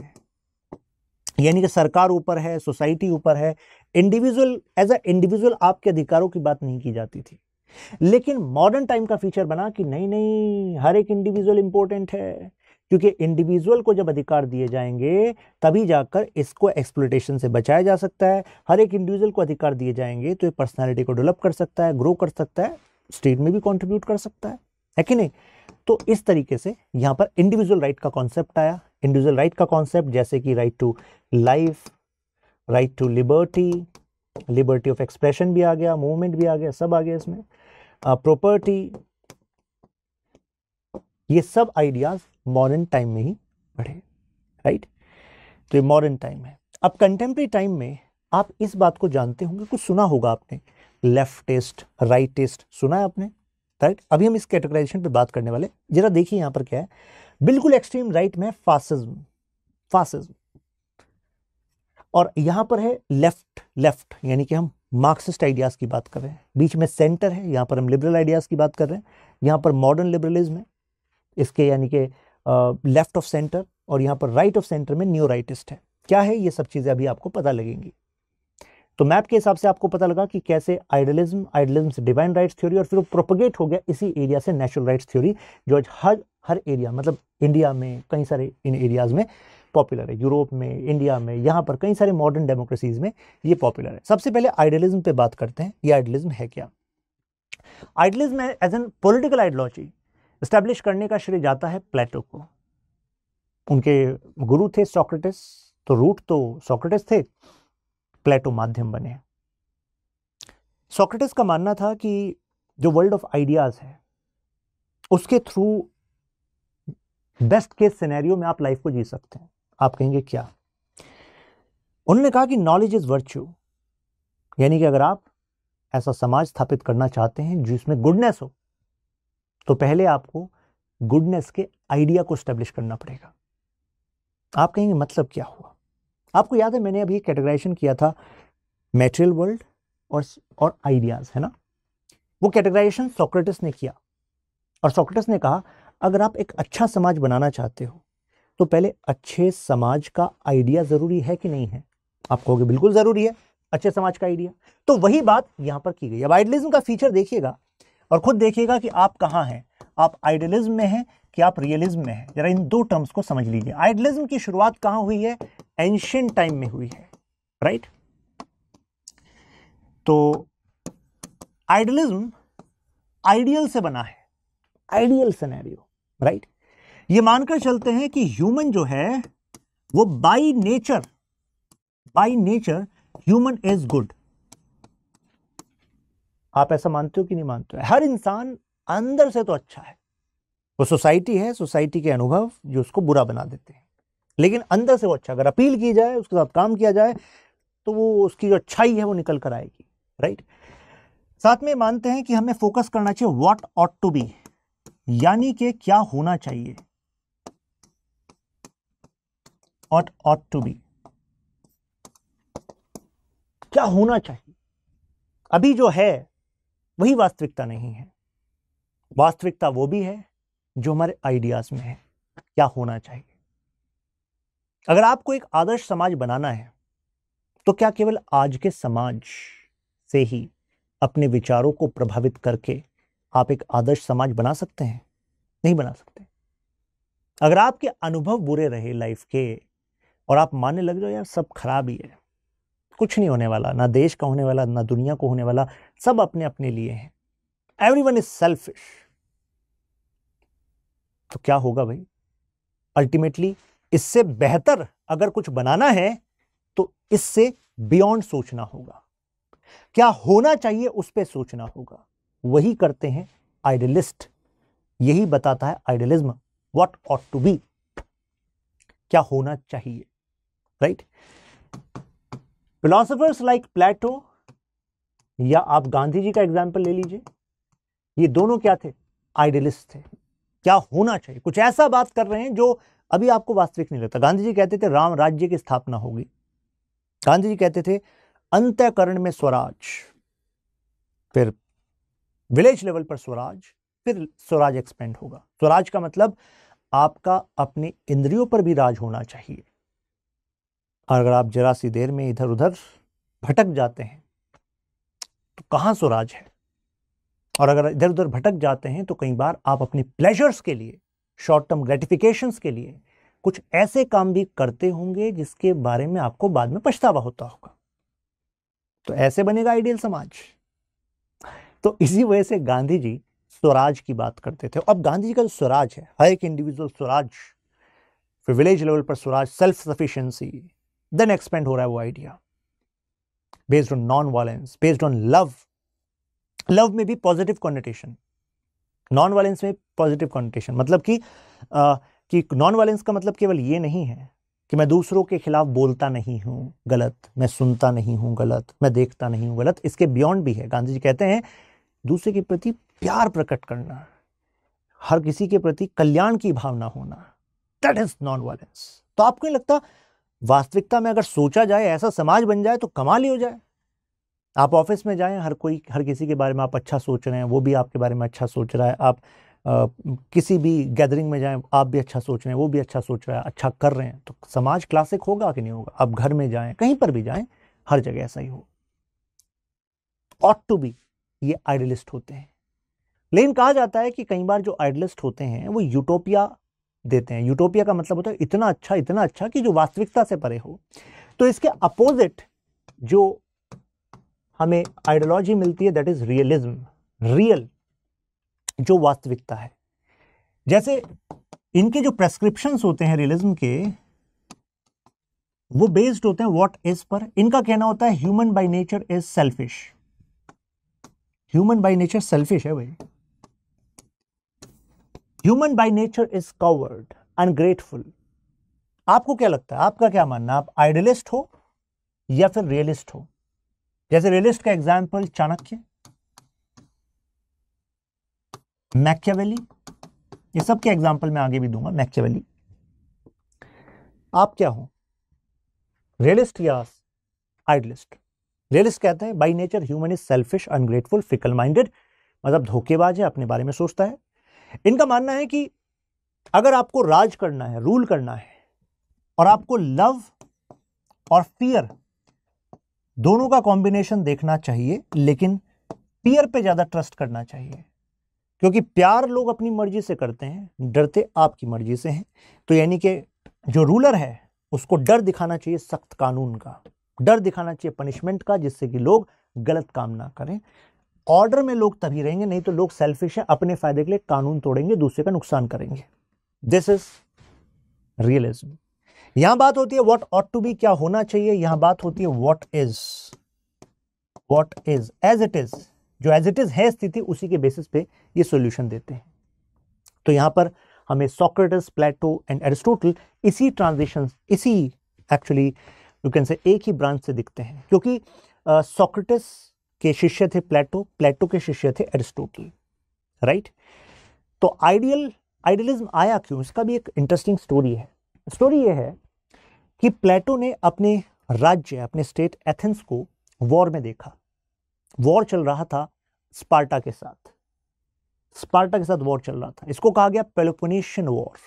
इस वॉर में एथेंस हार जाता है।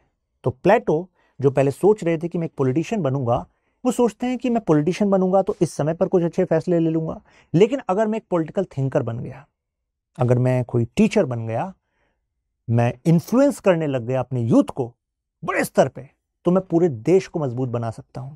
तो ऐसे में ये एथेंस को आइडियल स्टेट बनाना चाहते थे, और आइडियल स्टेट के लिए सबसे पहले idea of that kind of state was necessary, right.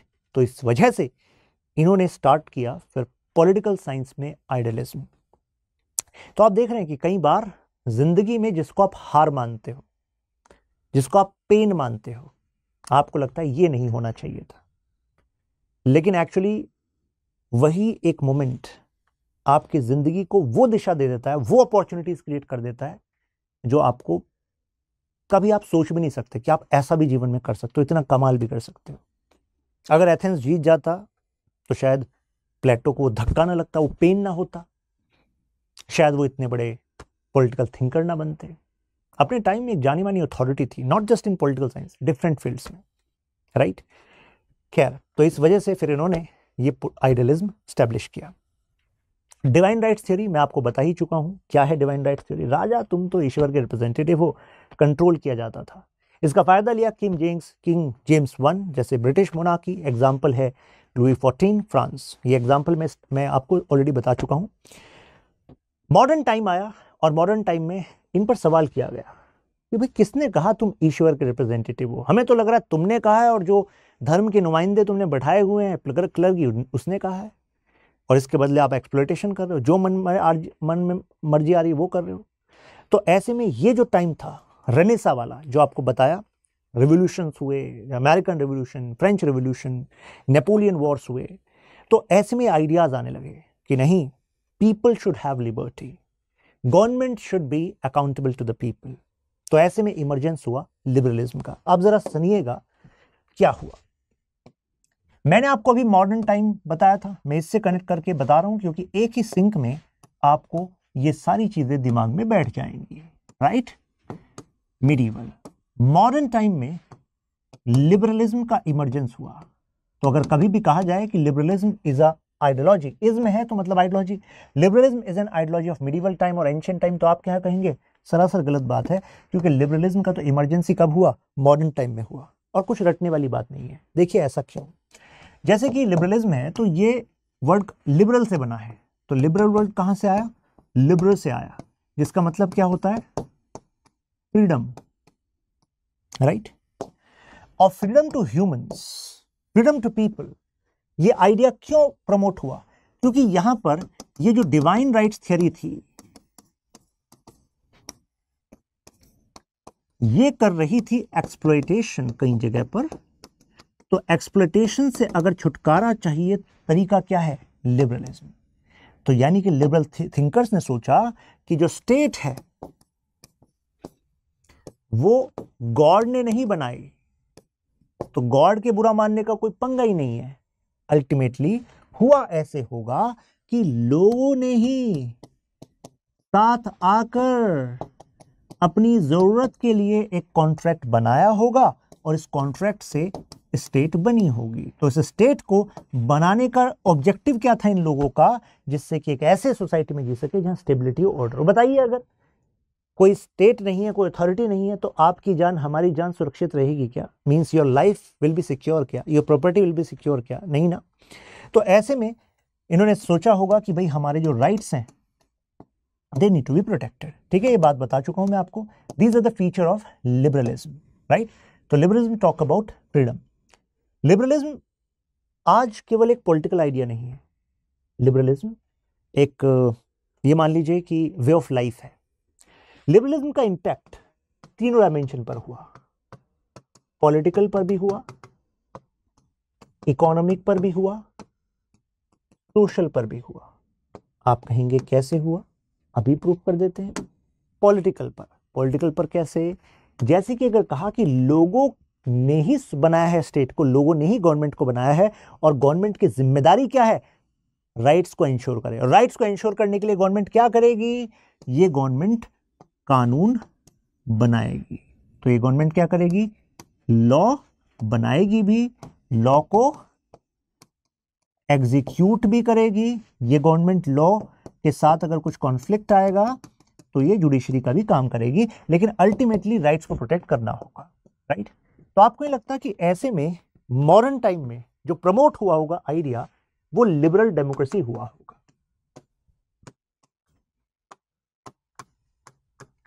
वो एक ऐसा पॉलिटिकल आइडिया प्रमोट हुआ होगा जिसमें ह्यूमनिज्म होगा। ह्यूमनिज्म क्यों? ये जो लाइफ है, इसमें यहां पर देखिए लाइफ का सेंटर कौन था?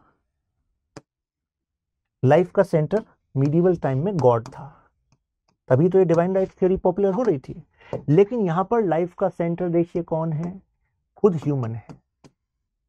यहां पर प्रमोट हुआ idea of dignity given by thinkers like can't, Immanuel Kant. मतलब ये बताइए कि आप सबको एक्सप्लॉयटेशन से छुटकारा कब मिलेगा? जब माना जाएगा कि भाई आप सबकी डिग्निटी है, there is some dignity which you all should enjoy just by virtue of you being human. सीधी सी बात है, राइट। तो that is why humanism became a core idea. Liberal democracy जहां पर आप पार्टिसिपेट कर रहे हो। इकोनॉमिक एंगल से क्या हो गया? कैपिटलिज्म, जो आपको अभी समझाया है ना। क्यों? क्योंकि स्टेट लिबरलिज्म कहता है छूट, फ्रीडम कैसे मिलेगी? तो सबसे पहला आइडिया था जब सरकार बैकफुट पर होगी, राइट। अब इसके बाद एक छोटा सा एक ट्रिक बताऊंगा, दिमाग में रहेगा। सोशल एस्पेक्ट में कैसे इन्फ्लुएंस किया? इस सोसाइटी में प्रमोट हुआ इंडिविजुअलिज्म, यानी कि कानून ने भी और फिर सोशल जो वैल्यूज थी, नॉर्म्स थे, वो भी ऐसे बनने लग गए कि हर एक इंडिविजुअल पर फोकस होना चाहिए, हर एक इंडिविजुअल का अपना अधिकार होना चाहिए, क्योंकि हर एक ह्यूमन प्रायोरिटी है। तो हर एक ह्यूमन अपने अकेले के लिए कुछ राइट्स मान सकता है। तो जहां पर वहां पर स्टेट वाज हैविंग मोर से, स्टेट वाज अबव इंडिविजुअल, यहां पर individual interest was given priority over society, right. तो यानी कि इंडिविजुअल का दर्जा बढ़ गया। अब यहां पर अब इंडिविजुअल के कुछ राइट्स को आप कॉम्प्रोमाइज नहीं कर सकते। आपको ये लगता है कि हमारा कॉन्स्टिट्यूशन मॉडर्न कॉन्स्टिट्यूशन है, उसमें लिबरलिज्म के आइडियाज हैं? क्योंकि तभी तो हमारे कॉन्स्टिट्यूशन के पार्ट 3 में आर्टिकल 12 से लेकर आर्टिकल 35 तक आपके फंडामेंटल राइट्स दिए हुए हैं। फंडामेंटल राइट्स का मतलब ही क्या है? कुछ राइट्स आपके ऐसे, मतलब उसमें भी कुछ राइट्स आपके ऐसे हैं जो इंडिविजुअल राइट्स हैं, जैसे freedom of speech and expression. As an individual you can claim that, right. Right against exploitation, you can claim that कि मेरा एक्सप्लॉयटेशन नहीं होना चाहिए इन कंडीशंस में, आर्बिट्री मैनर में, राइट। तो एक तरीके से ये इंडिविजुअलिज्म प्रमोट हुआ। सोसाइटी में इन्फ्लुएंस ये भी आया कि हर कोई अपने बारे में सोचने लगा। कुछ ऐसे गाने प्रमोट हुए, जैसे कुछ, मैं एग्जांपल देता हूं,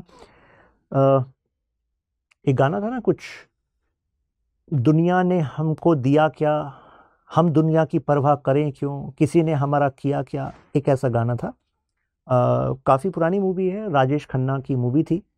और मॉडर्न टाइम में, अभी मतलब मॉडर्न कह रहा हूँ, उसी अभी के टाइम में एक उसका रिमिक्स भी हुआ था, दीपिका पादुकोण ने रिमिक्स हुआ था। तो गाना की लैंग्वेज देखिए, वो एक्चुअली इंडिविजुअलिज्म को प्रमोट कर रही है। कि दुनिया ने हमें दिया क्या, दुनिया से हमने लिया क्या, हम किसी की परवाह करें क्यों, हमारा किसी ने किया क्या। तो पॉजिटिव इंडिविजुअलिज्म का आइडिया है ये। मैं अलग से जब थ्योरी को डिटेल में पढ़ाता हूं तो वहां पर जेएस मिल में भी, लॉक में भी इन आइडिया को कनेक्ट करता हूं। आपको कि मतलब, अरे ये कह रहा है कि दुनिया से हमने लिया क्या, दुनिया को हम परवाह करें क्यों। मुझे बताइए, दुनिया के कंट्रीब्यूशन को हम साइड कर दें तो क्या हम जिस तरीके से एग्जिस्ट करते हैं एग्जिस्ट कर पाएंगे? नहीं कर पाएंगे भाई। वाई? क्योंकि दुनिया से हमने ये सब लिया है। क्योंकि जो चीजें हम सीख पाए हैं वो इसलिए सीख पाए, किसी ने अपनी जिंदगी का एक महत्वपूर्ण भाग दिया इन कामों के लिए, किसी ने ये बोर्ड बनाया, किसी ने ये आइडियाज बनाए जिसकी वजह से आज हमें ऐसा कॉन्स्टिट्यूशन मिला, ये अपॉर्चुनिटीज मिली कि आप पैसा कमा पाते हैं, कोई नौकरी कर पाते हैं। क्योंकि पहले हमेशा ऐसा नहीं था, पहले आपके पास लिमिटेड ऑप्शंस थे। जब मिडिवल टाइम में फ्यूडल सिस्टम होता था, किसी ने इनोवेशन करी, इंडस्ट्रीज बनाई, तब जाकर चीजें हुई ना। तो वी कैन नॉट से कि किसी का कोई कंट्रीब्यूशन नहीं है हमारी लाइफ में, राइट। लेकिन यहां से इंडिविजुअल प्रमोट हुआ for safety of individual, but उसके फिर नेगेटिव इंपैक्ट भी आए। तो यानी कि इन्फ्लुएंस तो है भाई, वे ऑफ लाइफ है। थॉमस हॉब्स, इनका बहुत बड़ा कंट्रीब्यूशन रहा। अब इनके बारे में जरा जान लीजिए। इन्होंने कहा कि I and fear were born together. ये ऐसे समय में पैदा हुए ब्रिटेन में जब सिविल वॉर चल रहा था। दो तरह के चैलेंजेस थे ब्रिटेन में, कहानी की तरह सब कुछ समझ में आ जाएगा, रूट्स, कनेक्शन। एक तो रॉयलिस्ट वर्सेस एंटी रॉयलिस्ट, कुछ ऐसे लोग जो राजतंत्र चाहते थे, कुछ ऐसे लोग जो प्रजातंत्र यानी कि डेमोक्रेसी चाहते थे। कुछ लोग ऐसे लड़ रहे थे, वो कहते थे हम कैथोलिक्स हैं, कोई लोग कहते थे हम प्रोटेस्टेंट्स हैं। तो basically he was living in the time of, he observed the civil war like conditions and he saw the nasty nature of civil war, what happens when civil war happens, crisis, fear। उन्होंने कहा मैं और fear एक साथ born हुए थे, क्योंकि इनकी जब आप लाइफ के बारे में पढ़ते हैं तो कहा जाता है कि he was actually born as a premature baby because her mother was in fear, because एक खबर फैली कि स्पेनिश आर्मडा आ रहा है, मतलब स्पेनिश आक्रमण हो रहा है, होने वाला है ब्रिटेन पर स्पेन से। तो फियर के कारण ये बॉर्न हुआ और फियर ही इन्होंने देखा। तो ऐसे में इनका मानना था कि जो सिविल वॉर जैसी कंडीशन है, जो केओस है, वो तो हर हालत में हटना चाहिए। एनार्की जो है, जहां पर कोई अथॉरिटी ना हो, उस चीज को हम कहते हैं एनार्की। यानी कि there is no authority, then that is anarchy. अगर आप सोच लीजिए, एक घंटे के लिए हम कहें कि कोई जुडिशरी नहीं होगी, कोई पुलिस नहीं होगी, जो भी आप काम करें उसके बारे में आपको कोई सजा नहीं मिलेगी, आपको लग रहा है आप इतनी शांति से यहाँ बैठ सकते हो या फिर आप इतने सेफ रह सकते हो? नहीं, एनार्की हो जाएगी तुरंत, और उससे हमारी लाइफ सिक्योर नहीं है। तो ऐसे में इन्होंने कहा कि अगर लाइफ को सिक्योर करना है तो आपको स्टेट को कंप्लीट पावर देनी होगी, एब्सोल्यूट स्टेट, एब्सोल्यूट पावर। तो इनका कहना था कि लिबर्टी के चक्कर में मत रहो आप, कि हमें फ्रीडम चाहिए, छूट चाहिए। अरे फ्रीडम छूट देकर ये हुआ सिविल वॉर, केओस। आपको सबसे पहले चाहिए ऑर्डर, और ऑर्डर तभी आएगा जब ताकतवर सरकार होगी। सरकार को पूरी ताकत दे दो। केवल एक case, only one case is exception, that is life. ध्यान रखना, only one case is exception in the ideas of Hobbes, that is preservation of life. केवल एक केस में अगर आर्बिट्री तरीके से सरकार आपकी लाइफ लेती है तो you can rebel, otherwise there is no scope of rebellion in the ideas of John Locke, sorry ideas of Hobbes. तो आप कहेंगे सर फिर फायदा क्या हुआ? अरे फायदा ये हुआ क्योंकि this person gave the idea of state of nature to justify the idea of social contract which I have explain you just now. अभी पहले बताया था ना आपको स्टेट ऑफ नेचर क्या है। मतलब यही वो व्यक्ति थे जिन्होंने क्वेश्चन किया कि क्या चल रहा है डिवाइन राइट्स। उन्होंने कहा कि अगर आज ये स्टेट है, सरकार है, तो एक ऐसा भी समय होगा जब हम स्टेट ऑफ नेचर के अंडर होंगे, यानी कि प्रकृति के अंडर हैं, कोई सरकार नहीं, कोई अथॉरिटी नहीं। तो इन्होंने ऑब्जर्व किया अगर इंसान फितरत से सेल्फिश है, क्योंकि ये सोशल कॉन्ट्रैक्ट के थिंकर हैं और सोशल कॉन्ट्रैक्ट के 3 स्टेप होते हैं, इन्होंने ऑब्जर्व किया कि ह्यूमन नेचर कैसा है। तो ह्यूमन नेचर क्या है? सेल्फिश है। और सेल्फिश इंसान अगर बिना किसी अथॉरिटी के रहेगा तो क्या होगा? स्टेट ऑफ नेचर कैसी होगी? आप ही बताइए, आप खुद बता सकते हैं, मतलब ये कुछ रटने वाली बात नहीं है। अगर सेल्फिश इंसान ह्यूमन बिना अथॉरिटी के होगा। State of nature is like, state of nature का मतलब क्या, एक ऐसा समय, ये हाइपोथेटिकल कॉन्सेप्ट है, इन्होंने सोचा एक ऐसा समय जब कोई सरकार ना हो, कोई अथॉरिटी ना हो, तो उस समय पर सेल्फिश इंसान कैसे होंगे? It would be like war of all against all. होगा कि नहीं होगा? ऐसी स्थिति आ जाएगी, हर कोई हर किसी से लड़ रहा है, क्योंकि हर किसी को केवल अपनी पड़ी है। तो आपको नहीं लगता कि लाइफ यहां पर शॉर्ट होगी, लाइफ ब्रूटिश होगी, किसी का कुछ नहीं पता कब तक है। तो इसी प्रॉब्लम का सॉल्यूशन निकालने के लिए फर्स्ट स्टेप इन्होंने ह्यूमन नेचर बताया, सेकंड स्टेप इन्होंने स्टेट ऑफ नेचर बताया, और थर्ड स्टेप इसीलिए वजह से इन्होंने कहा कि इसी वजह से लोगों ने ही मिलकर एक कॉन्ट्रैक्ट बनाया होगा, और जिस कॉन्ट्रैक्ट से स्टेट बनी होगी। तो आपको ही लगता है कि इन्हीं का जो आइडिया है ये कॉन्ट्रैक्ट का, कि लोगों ने मिलकर कॉन्ट्रैक्ट बनाया होगा, ये आइडिया जो है ये हमारे कॉन्स्टिट्यूशन में भी है कि हम भारत के लोग खुद को ये कॉन्स्टिट्यूशन दे रहे हैं। हालांकि इन्होंने केवल लाइफ का जो आपका राइट है केवल उस पर बात की, लेकिन इनके बाद जो थिंकर आए जैसे कि लॉक आए, तो इन्होंने केवल लाइफ पे बात नहीं की। इन्होंने कहा कि कॉन्ट्रैक्ट तो आया था, ठीक है, लेकिन कॉन्ट्रैक्ट का आउटकम पता है क्या था? कि आपके लिए लाइफ भी जरूरी है, आपके लिए लिबर्टी भी जरूरी है। बिना लिबर्टी ऑफ थॉट के, बिना लिबर्टी ऑफ सर्टेन एक्शंस के आप अपने जीवन में प्रोग्रेस ही नहीं कर सकते। इन्होंने कहा प्रॉपर्टी भी जरूरी है। आप कहेंगे प्रॉपर्टी, जमीन? अरे प्रॉपर्टी का मतलब है कुछ भी जो मेटेरियल थिंग आपके पास है, which you can claim that it is yours and you can actually transact it for some economic benefit. मुझे बताइए, हम बिना रिसोर्सेज के रह सकते हैं क्या? भाई खाना पीना कपड़े सब चीजें हमें चाहिए, राइट? बिना रिसोर्सेज के हम नहीं रह सकते। लॉक का कहना था इंसान बिना रिसोर्सेज के नहीं रह सकते। They need money, money is your property. Property can be movable, immovable, anything which you have. You have a watch, that is your property. तो हमें डिफरेंट रिसोर्सेज की जरूरत पड़ती है। लॉक कहते हैं कि लोग अपनी मेहनत से इस प्रॉपर्टी को एक्वायर करते हैं, जिससे कि वो अपनी नीड्स को फुलफिल कर सकें। ये सोसाइटी ऐसी ही बनी है, ऐसी ही ऑर्गेनाइज्ड है, तो प्रॉपर्टी पर उसका अधिकार होना चाहिए। तो इन राइट्स की बात उन्होंने की।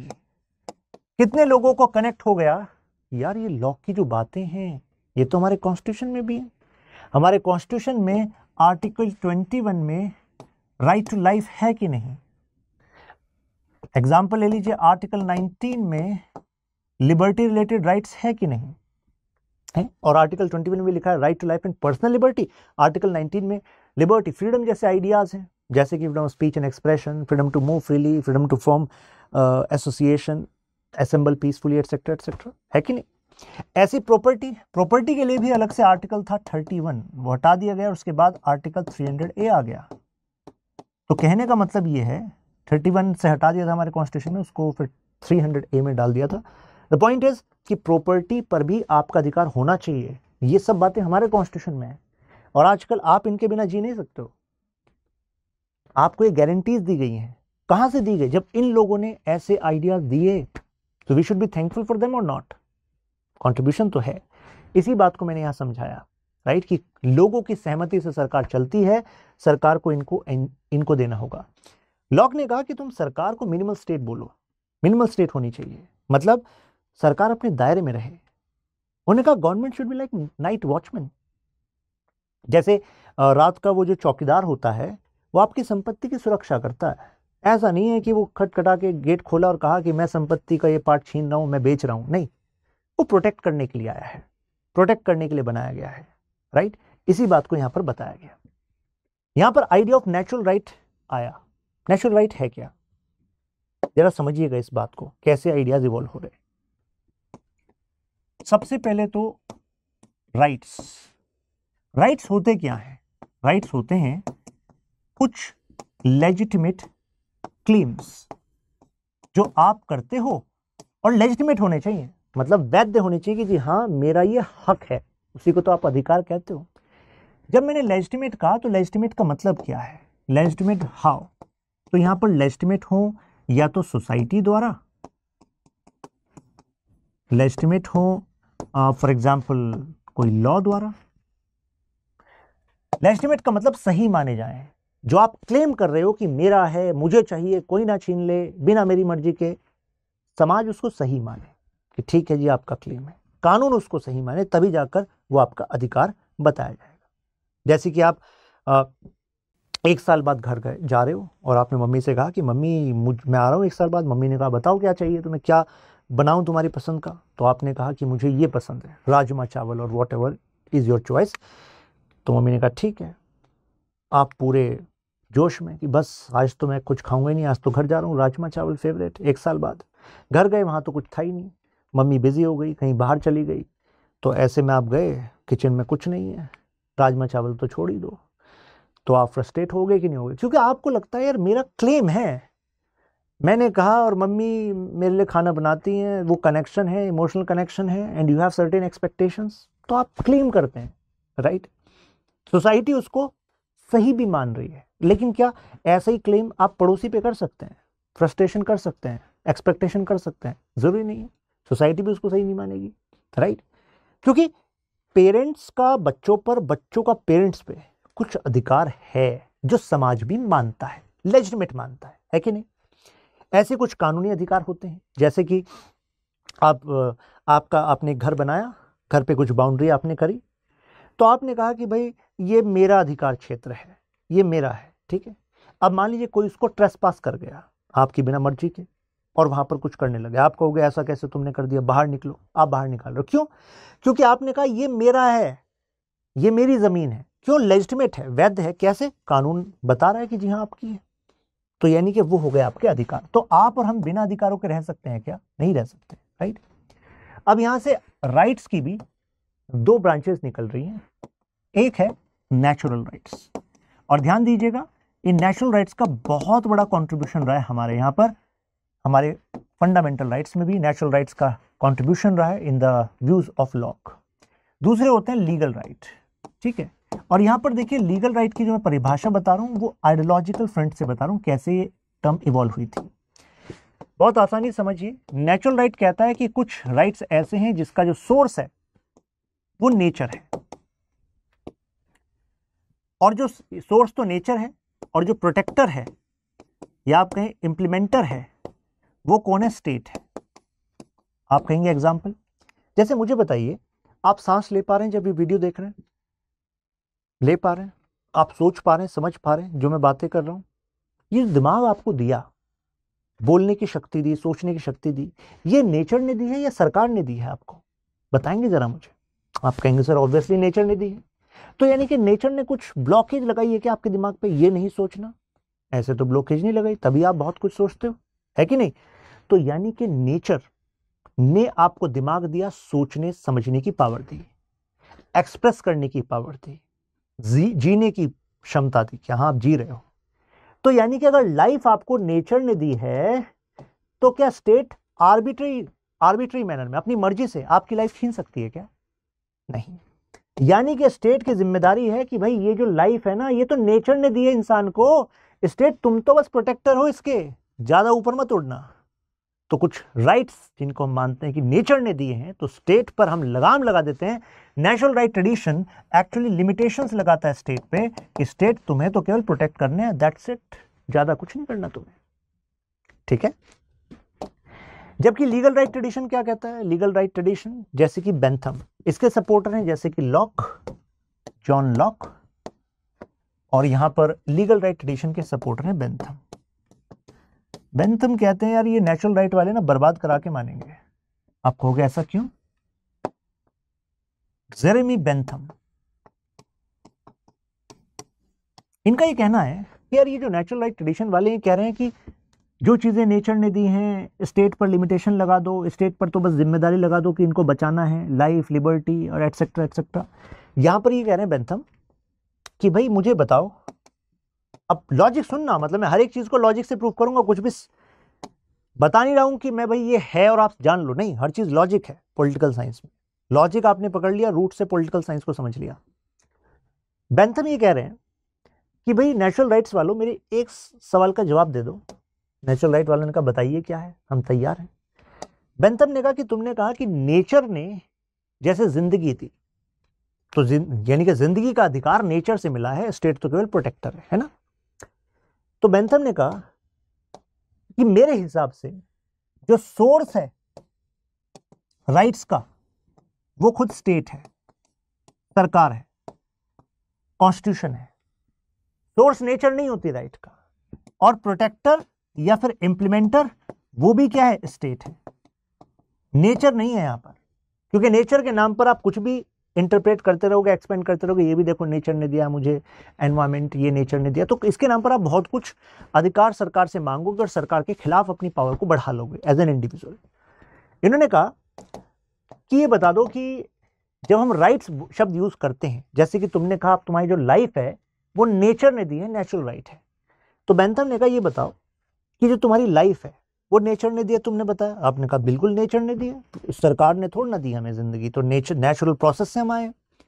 बेंथम ने कहा तुम्हारा लाइफ तो नेचुरल प्रोसेस से हुई है, लेकिन लाइफ पर राइट ये तुम नेचुरल मत बताओ। हो गया ऐसा कैसे? बेंथम ने कहा राइट शब्द तब यूज करते हैं जब लेजिटिमेसी मिलती हो सोसाइटी से या लॉ से। राइट शब्द तभी यूज करते हैं जब ये लेजिटिमेट क्लेम को सेटल करने के लिए कोई अथॉरिटी हो, तभी आप राइट्स वर्ड यूज करते हो, नहीं तो आप नहीं कर सकते। आप खुद ही सोचो, आपको मेरा राइट है आपका राइट, खुश होते रहो। अगर कोई अथॉरिटी नहीं है आपके राइट को प्रोटेक्ट करने के लिए, तो उस राइट का फायदा क्या? क्या वो राइट कहलाएगा? नहीं कहलाएगा।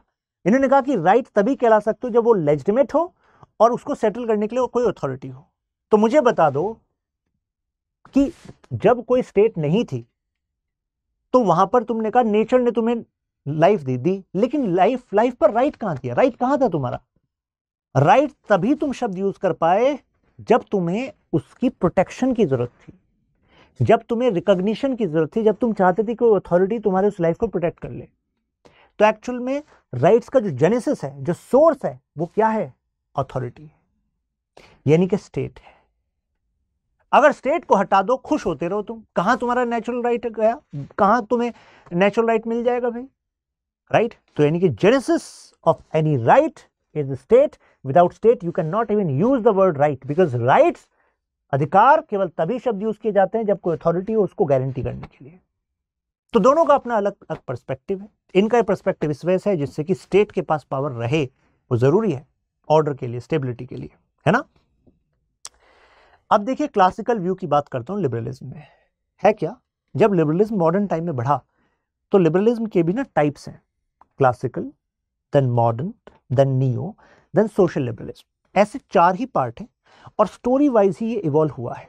अभी इस सीरीज की एक नेक्स्ट वीडियो जो मेरी आएगी वो लिबरलिज्म पर आएगी, और लिबरलिज्म का हम पोस्टमार्टम करके रख देंगे, इतिहास में कैसा था, कैसे हुआ, अब क्या हो रहा है, सब कुछ। लेकिन यहां पर हम उनके कनेक्शंस को समझ रहे हैं, right.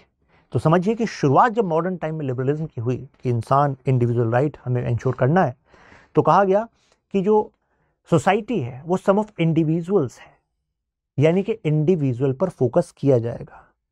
Collective good doesn't exist, यानी कि हो क्या रहा था कि मिडिवल टाइम में क्या कलेक्टिव पर फोकस था कि कलेक्टिव के लिए जो अच्छा है वो मैटर करेगा, इंडिविजुअल के लिए नहीं। लेकिन उन्होंने कहा नहीं, इंडिविजुअल पर फोकस करना है। क्लासिकल लिबरलिज्म में कहा गया, जैसे कि जॉन लॉक, कहा गया स्टेट एक नेसेसरी इविल है, यानी कि जो सरकार है एक तरीके से वो एक आवश्यक है, नेसेसरी तो है क्योंकि भाई लाइफ, लिबर्टी, प्रॉपर्टी प्रोटेक्ट करनी है ना, लेकिन वो इविल है तो शैतान। आपको गया ऐसा कैसे? ऐसा इस वजह से क्योंकि अगर उसके पास ज्यादा पावर हो जाए ना तो आपके अधिकारों को प्रॉब्लम करने लगती है सरकार, राइट, सप्रेस करने लगती है आपको। जो सरकार के खिलाफ बोलते हैं उनको नॉक हो जाती है उनके दरवाजे पर। तो आपको ये बात तो ठीक क्या नहीं है, नेसेसरी भी है क्योंकि स्टेबिलिटी रखनी है, और कभी कभी अपनी पावर को बहुत ज्यादा एक्सेसिव मतलब यूज भी करती है। सपोर्ट्स फ्री मार्केट, तो बता दिया आपको क्लासिकल लिबरलिज्म में इकोनॉमिक एंगल क्या था? फ्री मार्केट, छूट दे दो मार्केट को, है ना। तो ये जो लिबरलिज्म है एक प्रोग्रेसिव फिलॉसफी की तरह आई। पर्पस क्या था कि भाई ओपननेस लाएंगे, इंडिविजुअल को प्रोटेक्ट करेंगे। यहां पर एक और लिबरलिज्म के समय एक और आइडियोलॉजी प्रमोट होने लगी, उसको हम कहते हैं यूटिलिटेरियनिज्म। बहुत ही आसान है, ये वर्ड बना है यूटिलिटी से, यानी कि सेटिस्फैक्शन से, यानी कि हर कोई केवल वही काम करता है जिसमें उसको सेटिस्फैक्शन मिलती है, राइट। आपको भी यार मैं भी तो यूटिलिटेरियन हूं, यानी कि आप रिलेशन किसी से बनाते हैं, यूटिलिटी देखते हैं, आप कुछ भी एक्शन करते हैं, यूटिलिटी देखते हैं। आप कुछ चॉइस करते हैं कि मैं इस करियर में जाऊंगा, यूटिलिटी देखते हैं। आपकी यूटिलिटी सेटिस्फैक्शन पे आधारित होती है। मीन्स एवरी मोमेंट, मॉर्निंग में जैसी आपकी आंखें खुलती है तो आप देखते हैं सेटिस्फैक्शन किससे मिलेगा। अगर आपको प्लेजर और पेन में से एक को चुनना हो तो आप किसको चुनते हैं? प्लेजर को चुनते हैं। आपको लगता है बात तो सही है कि हमारी जो लाइफ है वो प्लेजर को सीख करते हुए चाहती है।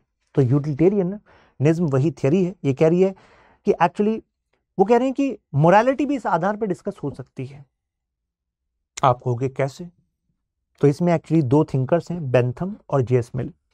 तो बेंथम को फादर ऑफ यूटिलिटेरियनिज्म कहा गया। उन्होंने कहा कि नेचर ने ना हमें दो ही मास्टर्स के अंडर रखा है, एक प्लेजर एक पेन। अगर हमें कुछ काम करने से मजा आता है तो बताइए हम जिम्मेदार हैं क्या? अरे नेचर जिम्मेदार है। नेचर ने सेंसरी ऑर्गन्स हमें ऐसे दिए कि we derive pleasures from these things, और इसी वजह से तो हम उसके पीछे भाग रहे हैं। आप कहोगे चलो किसी ने तो मेरी बात को, मेरी भावनाओं को समझा। बेंथम ने आपकी भावनाओं को समझा कि यानी कि pleasure and pain, these are the two masters of man, और इंक्लूडिंग विमेन। ठीक है, सबके लिए बात चल रही है।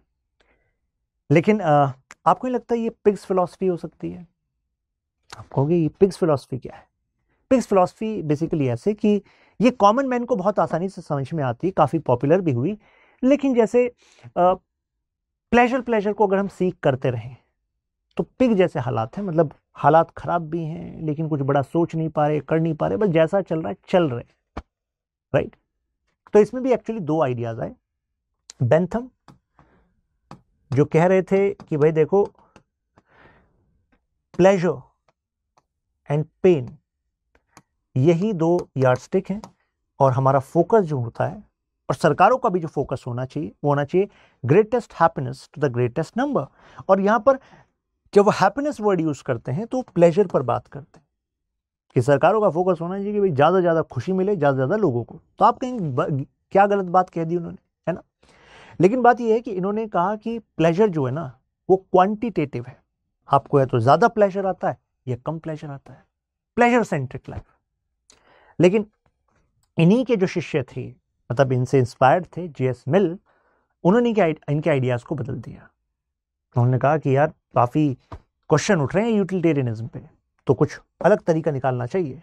तो उन्होंने कहा कि ऐसा करते हैं, what we can do, we can say pleasure is different and happiness is different. कोई मुझे बताएगा कैसे डिफरेंट है?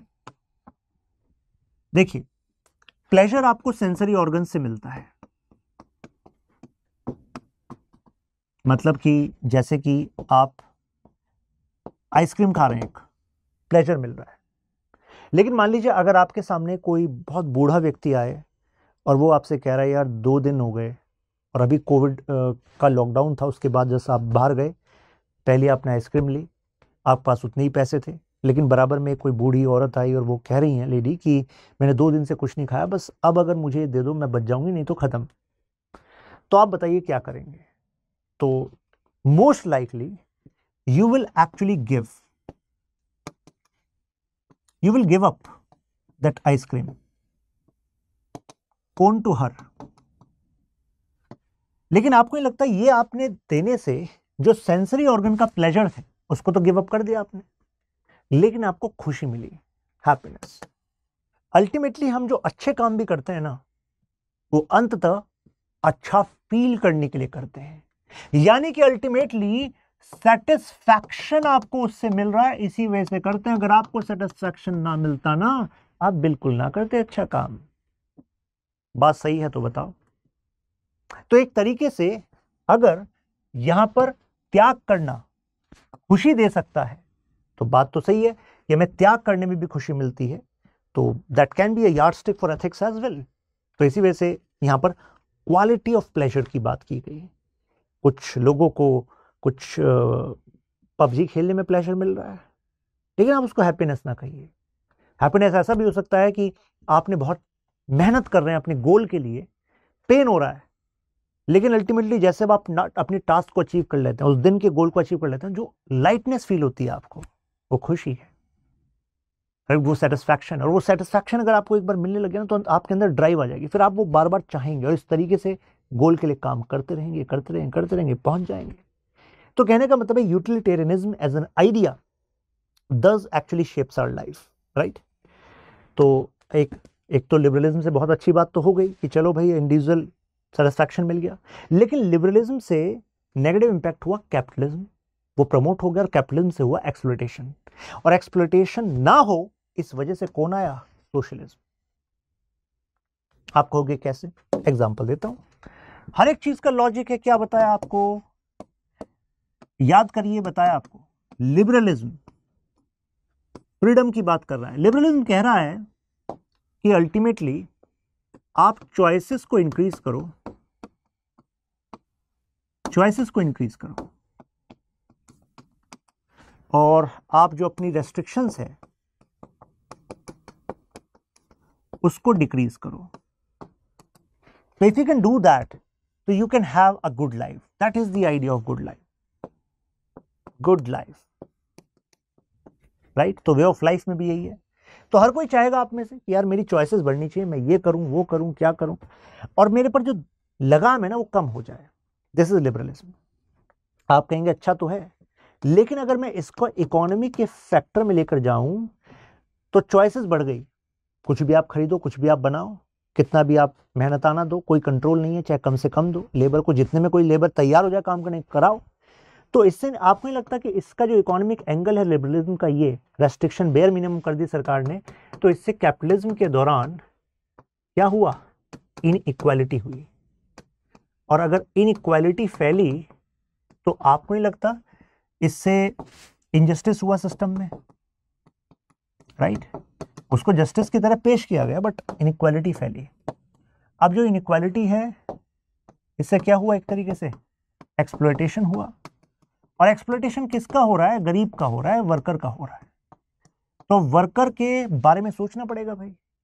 नंबर्स में कौन ज्यादा है? वर्कर ज्यादा है, कैपिटलिस्ट ज्यादा है? वर्कर ज्यादा है। तो जिसकी संख्या ज्यादा, उसके उत्थान के लिए कुछ तो सोचना पड़ेगा, और इसी वजह से लिबरलिज्म का काउंटर आता है सोशलिज्म, समाजवाद। सोशलिज्म का कोर ऑब्जेक्टिव क्या है? यही है। अगर प्रॉब्लम यह है जिसकी वजह से सोशलिज्म आया, तो यानी कि सोशलिज्म का ऑब्जेक्टिव क्या है? इनइक्वालिटी को कम करना।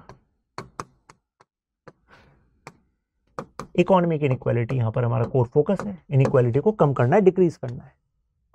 बात समझ में आ रही है आपको?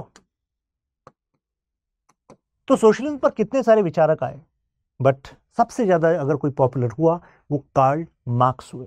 मार्क्स से पहले भी सोशलिस्ट आए, बट मार्क्स ने कहा मेरे से पहले जो सोशलिस्ट आए ना, रॉबर्ट ओवन, ब्लैंक, ये सब जो लोग हैं ये किसी काम के नहीं।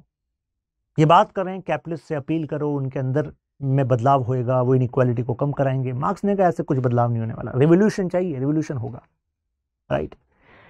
तो यहां पर सोशलिज्म ने देखा कि ultimately real cause of exploitation क्या है? कि पैसा एक्यूमुलेट हो रहा है, कुछ लोगों पर इकट्ठा होता जा रहा है, राइट? तो इसका क्या सोल्यूशन है?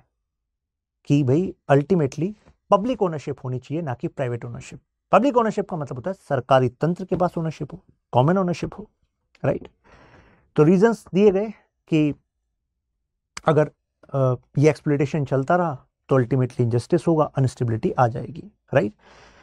कहा गया मार्क्स द्वारा और अदर सोशलिस्ट द्वारा कि जो 150 रुपए इकट्ठे हुए थे ना, याद है आपको जो मैंने एग्जांपल दिया था, आपको दोबारा बना रहा हूं, कि 50 रुपए लगाए थे, ठीक है? मान लीजिए कोई स्टूडेंट है अंकित, तो अंकित ने 50 रुपीज इन्वेस्ट किए थे और एक फैक्ट्री ओपन करी, इसकी कोई भी प्रोडक्ट है, ठीक है? ये हो गया पेन, और आपने 150 रुपए में बेचा, मतलब 200 रुपए में बेचा, 150 रुपए प्रॉफिट। तो एक्चुअली मार्क्स का कहना था ये जो 150 रुपए इकट्ठे हुए ना, ये केवल मालिक के नहीं है। आपको बहकाया गया है, बताया गया है कि केवल मालिक का हक है, मालिक का नहीं है, क्योंकि ये एक सोशल प्रोडक्शन है। समाज के कितने सारे लोगों ने अपने जीवन का समय दिया है, तब जाके ये सरप्लस बना है, इकट्ठा हुआ है। मालिक का भी हक बनता है क्योंकि उसने इन्वेस्ट किया है, दिमाग लगाया है, रिस्क लिया है, लेकिन साथ साथ में इतना ज्यादा सरप्लस इकट्ठा हो रहा है कि जिससे इनइक्वालिटी फैल रही है, तो इसमें बाकी लोगों का, जैसे यहां पर लेबर है, उसका भी हक बनता है। तो यानी कि everyone contributes, that is why जो प्रोडक्शन है गुड का, वो एक सोशल प्रोडक्शन है, इसको शेयर करना चाहिए। एक्चुअली गांधी जी का भी इस आइडिया में विश्वास था, इस वजह से गांधी जी का जो ट्रस्टीशिप मॉडल है कि एक्चुअली जो कैपिटलिस्ट है उसके पास जो पैसा इकट्ठा हुआ है वो उसको अपने आप को ओनर ना माने, ट्रस्टी माने, एक पार्ट अपने लिए रखे, कंपनी में इन्वेस्ट करने के लिए रखे और बाकी वो समाज के लिए खर्च करे, यही बेस्ट तरीका है। तो यहां से फिर आपका इमर्ज होता है मार्क्स का आइडिया। मार्क्स कहते हैं सोल्यूशन एक ही है जो आपको बताया था, रेवोल्यूशन लाना पड़ेगा, कम्युनिज्म, कॉमन ओनरशिप, एक ऐसा समाज बनाएंगे, स्टेटलेस सोसाइटी हो जाएगी। मार्क्स ऐसा इसलिए कह रहे थे, उनका कहना था कि जो देखो जो कैपिटलिज्म है ना, इसमें जो स्टेट है वो इंस्ट्रूमेंट ऑफ कैपिटलिस्ट क्लास है, इंस्ट्रूमेंट की तरह है, उससे ज्यादा कुछ नहीं। तो इनका कहना था एक ही तरीका है, वो है रिवोल्यूशन। रिवोल्यूशन के बाद एक ऐसा समय आएगा जिस समय जो स्टेट है उस पर काबिज होंगे वर्कर, लेकिन फिर उन वर्कर्स को भी पता होगा कि जब भी पावर किसी एक के पास कंसेंट्रेट होती है, कुछ के पास कंसेंट्रेट होती है, फिर इनइक्वालिटी, फिर इनजस्टिस होने लगता है। तो सब ऐसा चाहेंगे कि कम्युनिज्म आ जाए। कम्युनिज्म एक ऐसी व्यवस्था है जो कभी वास्तविकता में हुई नहीं, लेकिन आइडिया यह है कि स्टेट ही खत्म हो जाएगी दुनिया में, सरकार की जरूरत नहीं होगी। आप कहेंगे क्या बकवास आइडिया है, सरकार की कैसे जरूरत नहीं होगी, फिर लोग क्राइम करेंगे। मार्क्स का कहना है तुम क्राइम देखो कि क्यों होते हैं। जनरली क्राइम इस वजह से होते हैं क्योंकि we are living in a society where you are fighting for scarce resources. अगर वहां पर कोई किसी के इंटरेस्ट को हैम्पर करने की कोशिश करेगा तो उसका भी इंतजाम होगा इंडिविजुअल ऑर्गेनाइजेशंस द्वारा, वॉलंटरी ऑर्गेनाइजेशंस द्वारा, लेकिन स्कार्सिटी नहीं होगी, प्लेंटी होगा, सबके लिए होगा।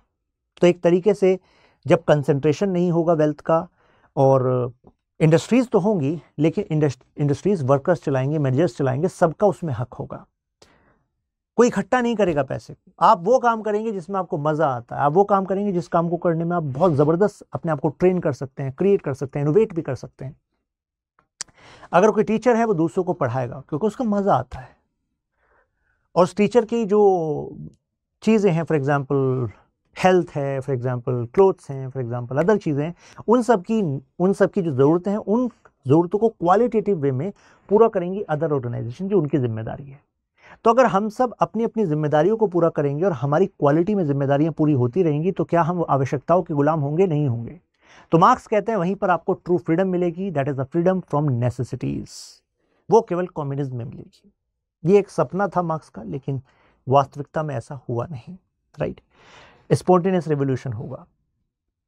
अब जो मार्क्स ने कहा था स्पॉन्टेनियस रेवोल्यूशन होगा, वो कभी हुआ नहीं, इंतजार करते रहे लोग। लेनिन, रशियन एम्पायर था और वहां पर फ्यूडल सोसाइटी थी, सेमी इंडस्ट्रियल थी और सेमी फ्यूडल मान लीजिए, यानी कि एग्रीकल्चर बेस्ड भी है, कुछ इंडस्ट्रीज है। लेनिन एक मार्क्स के फॉलोअर थे, लेकिन लेनिन ने देखा रेवोल्यूशन आया नहीं, तो लेनिन ने कहा कि स्पॉन्टेनियस नहीं होगा, क्योंकि लोगों को जगाना पड़ेगा, एक्सप्लॉइटेशन क्यों हो रहा है, सिस्टम को बदलना पड़ेगा, क्यों केवल कुछ लोगों के हाथ में सारी प्रॉपर्टी हो, पावर हो। तो लेनिन ने कहा कि मैं कम्युनिस्ट पार्टी को स्थापित करने के फेवर में हूं। हालांकि मार्क्स कम्युनिस्ट पार्टी के फेवर में नहीं थे, मार्क्स को लगता था कि स्पॉन्टेनियसली लोगों के अंदर आग उठनी चाहिए, उसी से रिवोल्यूशन सच्चा होगा, नहीं तो फिर कुछ लोग अपने पास पावर ले लेंगे। लेनिन ने कहा कब तक इंतजार करेंगे। लेनिन ने कहा इस वजह से कम्युनिस्ट पार्टी बनाई जाए which is going to act as vanguard of revolution. और फाइनली इन एक फ्यूडल सोसाइटी में, एग्रीकल्चर बेस्ड सोसाइटी में रिवोल्यूशन को लाने में अपना रोल निभाया। हालांकि मार्क्स कहते थे कि ट्रू रिवोल्यूशनरी क्लास है वो फ्यूडल क्लास नहीं हो सकती, वो किसान वाला वर्ग नहीं हो सकता। ये किसान वाला वर्ग था इस सोसाइटी में। उन्होंने कहा किसानों के पास खोने के लिए जमीन होती है, जिसके पास खोने के लिए जमीन होती है वो ट्रू रिवोल्यूशनरी नहीं हो सकता। ट्रू रिवोल्यूशनरी तो वर्कर क्लास होगी, जो एडवांस इंडस्ट्रियलाइजेशन के स्टेज पर होगी, जहां उनका एक्सप्लॉइटेशन बहुत ही ज्यादा होगा।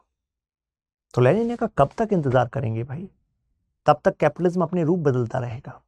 तो क्या करें, जिसका एक्सप्लॉइटेशन हो रहा है, चाहे वो वर्कर है, चाहे वो आपका किसान है, गरीब किसान है, सबको हम साथ लेकर रिवोल्यूशन कर सकते हैं। और लेनिन ने इन्हीं स्पीचेस को देना स्टार्ट किया, कम्युनिस्ट पार्टी बनाई, कॉन्शियसनेस डेवलप करी, और फाइनली हम रशिया में देखते हैं रशियन रेवोल्यूशन। कहा कि ट्रू कॉन्शियसनेस डेवलप करनी पड़ेगी, लेकिन करेंगे किस तरीके से, इस पार्टी के थ्रू करेंगे, राइट।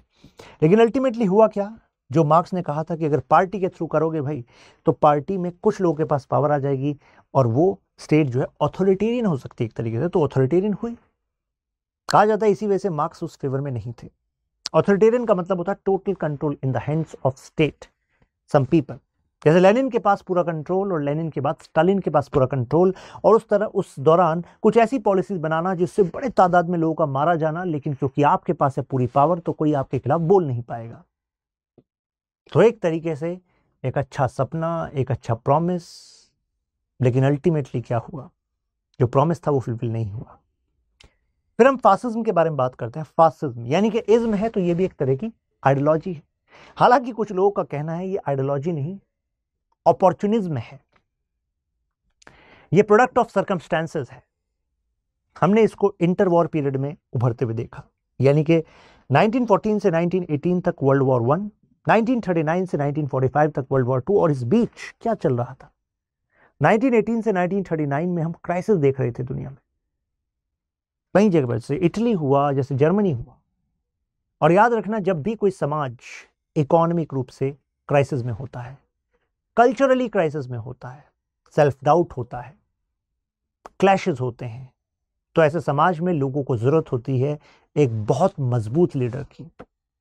कोई ऐसा लीडर जो उनको बड़ा सपना दिखाए, बड़े बदलाव का, उनके अंदर विश्वास जगाए कि अरे तुम मजबूत हो। तो अल्टीमेटली वो लोग उस लीडर को फॉलो करने लगते हैं, उस लीडर को पूरी पावर देने के लिए तैयार हो जाते हैं। हमने ऐसे लीडर्स देखे, Benito Mussolini Italy, Adolf Hitler Germany, Prince Fumimaro Japan, जिन्होंने कहा total power in the hands of one leader, total power, right, absolute control. यहां पर उस इनसिक्योरिटी के ऊपर पावर को बिल्ड किया जाता है। माना जाता है कि nothing before state, nothing against state. यहां पर क्रिटिकल रीजनिंग को किल किया जाता है कि कोई सवाल ना करे लीडर से। लीडर तो सुपर पावर रखता है, सवाल ना करे। अगर सवाल कर रहे हो देश के खिलाफ हो तुम, राइट, एक्सट्रीम कंट्रोल लीडर के पास, राइट। यहां पर लोगों को बेवकूफ बनाया जाता है, ऐसा कहा जाता है। कुछ वर्गों को स्केपगोट्स बनाया जाता है, बहाना कि भाई इस वजह से समस्याएं हैं। बहुत बड़ा गोल बताया जाता है कि ऐसा बदलाव आएगा, और लोग, जब वो बदलाव नहीं आता कुछ सालों बाद, तो लोग सवाल भी नहीं करते, क्योंकि तब तक गोल पोस्ट चेंज कर दी जाती है। अब लोगों का ध्यान किसी नए बड़े विजन पर दिखा दिया जाता है कि देखो ये नहीं, ये है सपना। छोटा सोच रहे हो तो बहुत पहले सोच रहे थे हम, तुम उसके बारे में क्या बात करो। तो वहां पर लोगों की क्योंकि क्रिटिकल रीजनिंग चली गई है, कम हो गई है, तो लोग अब बड़े के बारे में सोचते हैं। अच्छा यार, पिछली बार ये बता था, अब ये, हाँ यही तो, अब बड़ा चाहिए, हमें बड़ा सोचना है, राइट। ऐसा कहा जाता है कि आपकी सारी समस्याएं एनिलेट हो जाएंगी, सब समस्याएं खत्म हो जाएंगी। Promise to annihilate all your problems, समझ रहे हैं। तो अल्टीमेटली आप मास सपोर्ट दीजिए हमें, और इस मास सपोर्ट से इवेंचुअली वो जो पर्सन होता है, वो जो अथॉरिटी होती है, वो और ज्यादा यू कैन से ऑथोरिटेरियन हो जाता है। कई बार सब्जुगेशन ऑफ राइट्स होता है। अब देखिए, जो पॉलिटिकल स्पेक्ट्रम है, यानी कि आपके साइड हैं, हम इसी यहां पर इस लाइन पे समझ सकते हैं। एक होता है फार राइट, रिएक्शनरी, जो किसी बड़े बदलाव की बात करता है। यहां पर फासिज्म को रखा जाता है। फासिज्म जो कहता है बड़ा बदलाव करना पड़ेगा सिस्टम में, टोटल कंट्रोल आप इस लीडर को दो। यहां पर प्राइड करो अपने कल्चर में, कल्चर के प्रति आप बिल्कुल सख्त हो जाओ, उसमें बदलाव नहीं होगा जी। उससे जो लाइटर साइड होती है वो कंजर्वेटिव होती है, इसको राइट ऑफ सेंटर कहते हैं। आप कहीं ना कहीं इसी में किसी एक जगह पर होंगे, ठीक है, देखिएगा कहां होंगे। राइट ऑफ सेंटर यानी कि आप सेंटर, मॉडरेट से राइट में है, यानी कि आप कुछ कल्चर, ट्रेडिशन, रिचुअल्स को कंजर्व करना चाहते हैं, उसकी प्राइड को कंजर्व करना चाहते हैं। यहां पर आप बदलाव के मतलब, यहां पर आप फार राइट का मतलब है you are having trend of authoritarianism, justifying authoritarianism, you have that fundamentalism. बदलाव करेंगे किस में, मतलब कोर में बदलाव नहीं होगा, और जो सिस्टम कोर के खिलाफ है उसको बदल देंगे। यहां पर थोड़ा कंजर्वेटिव होते हैं, थोड़ा मॉडरेट होते हैं, तभी राइट ऑफ सेंटर है आप, राइट। यहां पर मॉडरेट हैं आप, अगर कुछ बदलाव की जरूरत है बदलाव कर लेते हैं, राइट, मिक्स है। यहां पर सेंटर ऑफ लेफ्ट है, मतलब यहां पर लिबरल, मतलब कहा जाता है जैसे सेंटर ऑफ लेफ्ट, कि आप चाहते हैं कि सरकार की कुछ नीतियां ऐसी होनी चाहिए जिसमें एमेंसिपेशन ऑफ मासेस तो हो, हर एक वर्ग का ख्याल रखा जाए, जिसमें गरीब वर्ग पर विशेष ध्यान दिया जाए, और जब फार लेफ्ट हो जाते हैं तो यानी कि आप एक ऐसे लेफ्ट हो गए, यानी कि आपका कहना भाई सरकार का फोकस ही वर्कर क्लास होना चाहिए, और जो सरकार है बिक गई है सरकार एक तरीके से, they work for the interest of capitalist. जब आप फार लेफ्ट में चले जाते हैं तो उसका मतलब है आप रेडिकल हो जाते हैं। आप कहते हैं कि नहीं, अब तो हथियार के बल पे सरकार सिस्टम सबको हटाना होगा। जो मार्क्सिस्ट आते हैं, माओवादी, वो यहां आते हैं। जो फासिस्ट होते हैं जैसे कि हिटलर, यहां आते हैं। तो मुझे लग रहा है आप यहां और यहां तो नहीं होंगे, आप इसके बीच में कहीं होंगे, राइट। तो अगर आप नेशनलिज्म के आइडिया को प्रमोट करना चाहते हैं, नेशनलिज्म के कुछ एट्रीब्यूट्स को, राष्ट्रवाद के कुछ एट्रीब्यूट्स को कंजर्व भी करना चाहते हैं, आप प्रो कॉरपोरेट भी हैं, साथ में आप चाहते हैं वो ट्रिकल डाउन थ्योरी, यानी कि अगर कॉरपोरेट को, प्राइवेट सेक्टर को सरकार थोड़ा बैकफुट पर रहे, मार्केट को ओपन करे, तो इससे सबका फायदा होगा। तो यानी कि आप कहीं यहाँ पर हैं। अगर आप इसमें एक बैलेंस चाहते हैं कि भाई कॉरपोरेट की तरफ भी हों, साथ में सब्सिडीज पर भी फोकस करें, तो एक बैलेंस हो। अगर उस बैलेंस में आपका टिल्ट जो है वो वर्किंग क्लास या जो गरीब वर्ग है, वल्नरेबल सेक्शन, उसके तरफ ज़्यादा हो, तो आप लेफ्ट ऑफ सेंटर हैं। फार लेफ्ट में बता ही चुका हूँ। अब इसी बात को, स्पेक्ट्रम को अगर आइडियोलॉजीज में देखें तो यहाँ फासिज्म हो गया, राइट, जैसे कि हिटलर।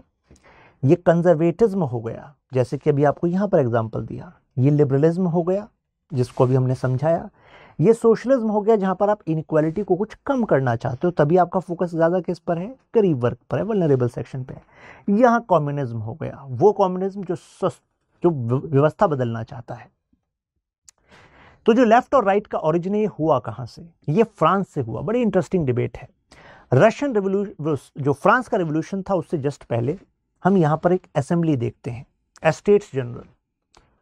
और अब इस असेंबली में जो राइट साइड पे बैठे थे वो एरिस्टोक्रेटिक क्लास थी, एक ऐसी क्लास जो सपोर्ट कर रही थी किंग को, राइट। और जो लेफ्ट में बैठे थे, यहाँ पर किंग बैठे तो किंग के लेफ्ट में जो यहाँ पर बैठे हैं, ये कौन सी क्लास थी? Radical class. वो क्लास जो कहती थी कि नहीं, जो वल्नरेबल सेक्शन है, जो मार्जिनलाइज सेक्शन है, उसके सपोर्ट में सिस्टम को चलना चाहिए। तो ये एक वो असेंबली थी। फिर जब फ्रेंच रिवॉल्यूशन हो गया तो उसके बाद जब असेंबली सेटअप हुई तो उसमें भी इसी पर्टिकुलर प्रिंसिपल पर बैठक हुई, यानी कि ऐसा ही सिटिंग अरेंजमेंट था, राइट। फ्रेंच असेंबलीज में कि राइट में वो लोग बैठे थे जो प्रो कैपिटलिस्ट थे, और लेफ्ट में वो बैठे थे जो प्रो वर्किंग क्लास थे, प्रो वल्नरेबल पॉलिसीज को बेस्ट मानते थे। तो उसके बाद से ये राइट और लेफ्ट का सिस्टम बन गया। हालांकि उस समय पर जो कॉनोटेशन था वो राइट का प्रो मोनार्की था, लेफ्ट का रिएक्शनरी क्लास था। अब क्योंकि हम मोनार्की में तो नहीं जीते हैं, क्योंकि लेफ्ट तो उस टाइम कह रहा था इगैलिटेरियन, तो हाँ, आज भी हम लेफ्ट को इगैलिटेरियन का मतलब होता है एक ऐसी आइडियोलॉजी जो इक्वालिटी की तरफ है, यानी कि जो समानता की तरफ टिल्ट है, राइट। तो इस वाले फीचर को तो हम यहाँ पर देखते हैं, राइट। कंटेम्प्रेरी पॉलिटिक्स में जो लेफ्ट और राइट का जो डिवाइड है वो ये वाला कॉन्फ्लिक्ट तो नहीं रखता, राइट। जैसे ये आपको बताया कि यहां पर राइट क्या है, फासिज्म, नाजिज्म। लेफ्ट क्या है, आपका जो सोशलिज्म है। और फर्दर लेफ्ट चले गए तो लेफ्ट विंग एनार्किज्म आ जाता है। लेफ्ट विंग एनार्किज्म मतलब, एनार्किज्म यानी कि जो सिस्टम में विश्वास नहीं करते, वो हथियार उठाकर इसको उखाड़ फेंकना चाहते हैं, जैसे कि माओवादी यहाँ कम्युनिस्ट विचार आ जाता है। और यहाँ पर हम एक लिबरलिज्म देखते हैं, और इधर ट्रेडिशनल कंजर्वेटिज्म जो इसके और इसके बीच का है, राइट। तो जनरली एक मिक्स दिखता है यहाँ पर। एक बड़ा इंटरेस्टिंग पॉइंट आता है यहाँ पर, हॉर्स शू स्पेक्ट्रम। जरा समझिएगा ध्यान से। हॉर्स शू स्पेक्ट्रम ये कहता है कि देखा जाए तो दोनों एंड पर, यहाँ पर फासिज्म और यहाँ पर नाजिज्म, यहाँ पर फासिज्म नाजिज्म, यहाँ पर कम्युनिज्म, दोनों इतने ज्यादा एक्सट्रीम हो जाते हैं कभी कभी कि दोनों के तौर तरीके बिल्कुल करीब हो जाते हैं। आप कहेंगे कैसे सर, हम तो नहीं मानते। कोई दिक्कत नहीं है, अभी लॉजिक से समझ जाएंगे। Fascism, Nazism.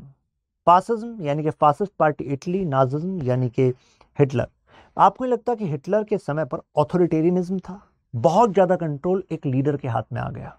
और यहां पर भी अगर हम देखें एक्सट्रीम में जो कम्युनिज्म है, अगर कम्युनिज्म के बेसिस पे जो स्टेट स्टैब्लिश हुई, जैसे कि से यूएसएसआर, तो वहां पर भी बहुत ज्यादा कंट्रोल किसके हाथ में आ गया? लेनिन के हाथ में आ गया। तो देख रहे हैं यहां पर आइडिया अलग है, यहां पर आइडिया अलग है, लेकिन तरीके सेम है। यहां पर आप कैपिटलिस्ट के फेवर में भी काम कर रहे हो, क्योंकि हिटलर को पता था कि उनके राइज में कैपिटलिस्ट ने साथ तो दिया है उनका, लेकिन यहां पर आप कैपिटलिस्ट को दुश्मन मानते हो, क्योंकि कम्युनिज्म की कोर आइडियोलॉजी क्या कहती है कि कैपिटलिज्म केवल अपने लिए प्रॉफिट कमाता है, जनता पर खर्च नहीं करता, यहां पर स्टेट के पास सब कुछ कंट्रोल रहता है। तो आइडियोलॉजी वाइज आप अलग हैं, लेकिन अगर देखा जाए तो आप फार लेफ्ट और फार राइट होर्शू की शेप में बहुत करीब आ गए हैं। यानी कि आप दोनों ही ऑथोरिटेरियन ट्रेंड रखने लगे हैं। ऑथोरिटेरियन का मतलब बहुत ज्यादा कंट्रोल किसके पास आ गया? अथॉरिटी के पास आ गया। तो बीच में आप मॉडरेट हैं, लिबरल इस साइड हुए, फिर रेडिकल, सोशलिस्ट, मतलब ये कम्युनिज्म पर आ गए, कंजर्वेटिज्म, रिएक्शनरी, फासिज्म, नाजिज्म, और ये एनार्की हो गई। तो अगर इससे भी आप आगे आ गए तो यानी कि आप सिस्टम को पलटना चाहेंगे, सब कुछ बदलना चाहेंगे, राइट। तो ये राइट हुआ, ये लेफ्ट हुआ, राइट।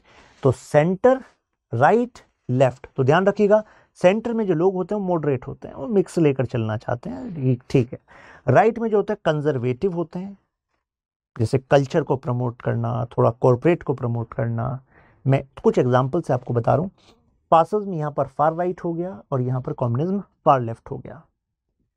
अब व्यूज क्या है थिंकर्स का, ये तो मैंने आपको कार्ल मार्क्स बता ही दिया, क्या कह रहे हैं कार्ल मार्क्स, ये एंगल मैंने कनेक्ट कर ही दिया। अब जरा आप इस क्वेश्चन को देखिए, has liberalism won the battle of ideologies, discuss in context of end of history. Next lecture में जब मैं लिबरलिज्म पर बात करूंगा तो एक बड़ी इंटरेस्टिंग इंट्रीगिंग थ्योरी है कि लिबरलिज्म एक्चुअली दुनिया पर इस तरीके से छा गई है कि अब हम सब ने लिबरलिज्म के ही चश्मे पहने हुए हैं, और इस चश्मे के लेंस का जो कलर है उसी हिसाब से हम इस दुनिया को देख रहे हैं। तो क्या अब बस यही हमारा फिक्स बन गया है, या फिर हम इस चश्मे को उतार भी सकते हैं? तो ये एंड ऑफ हिस्ट्री डिबेट में आएगा, बड़ा इंटरेस्टिंग है। तो मिलते हैं नेक्स्ट क्लास में।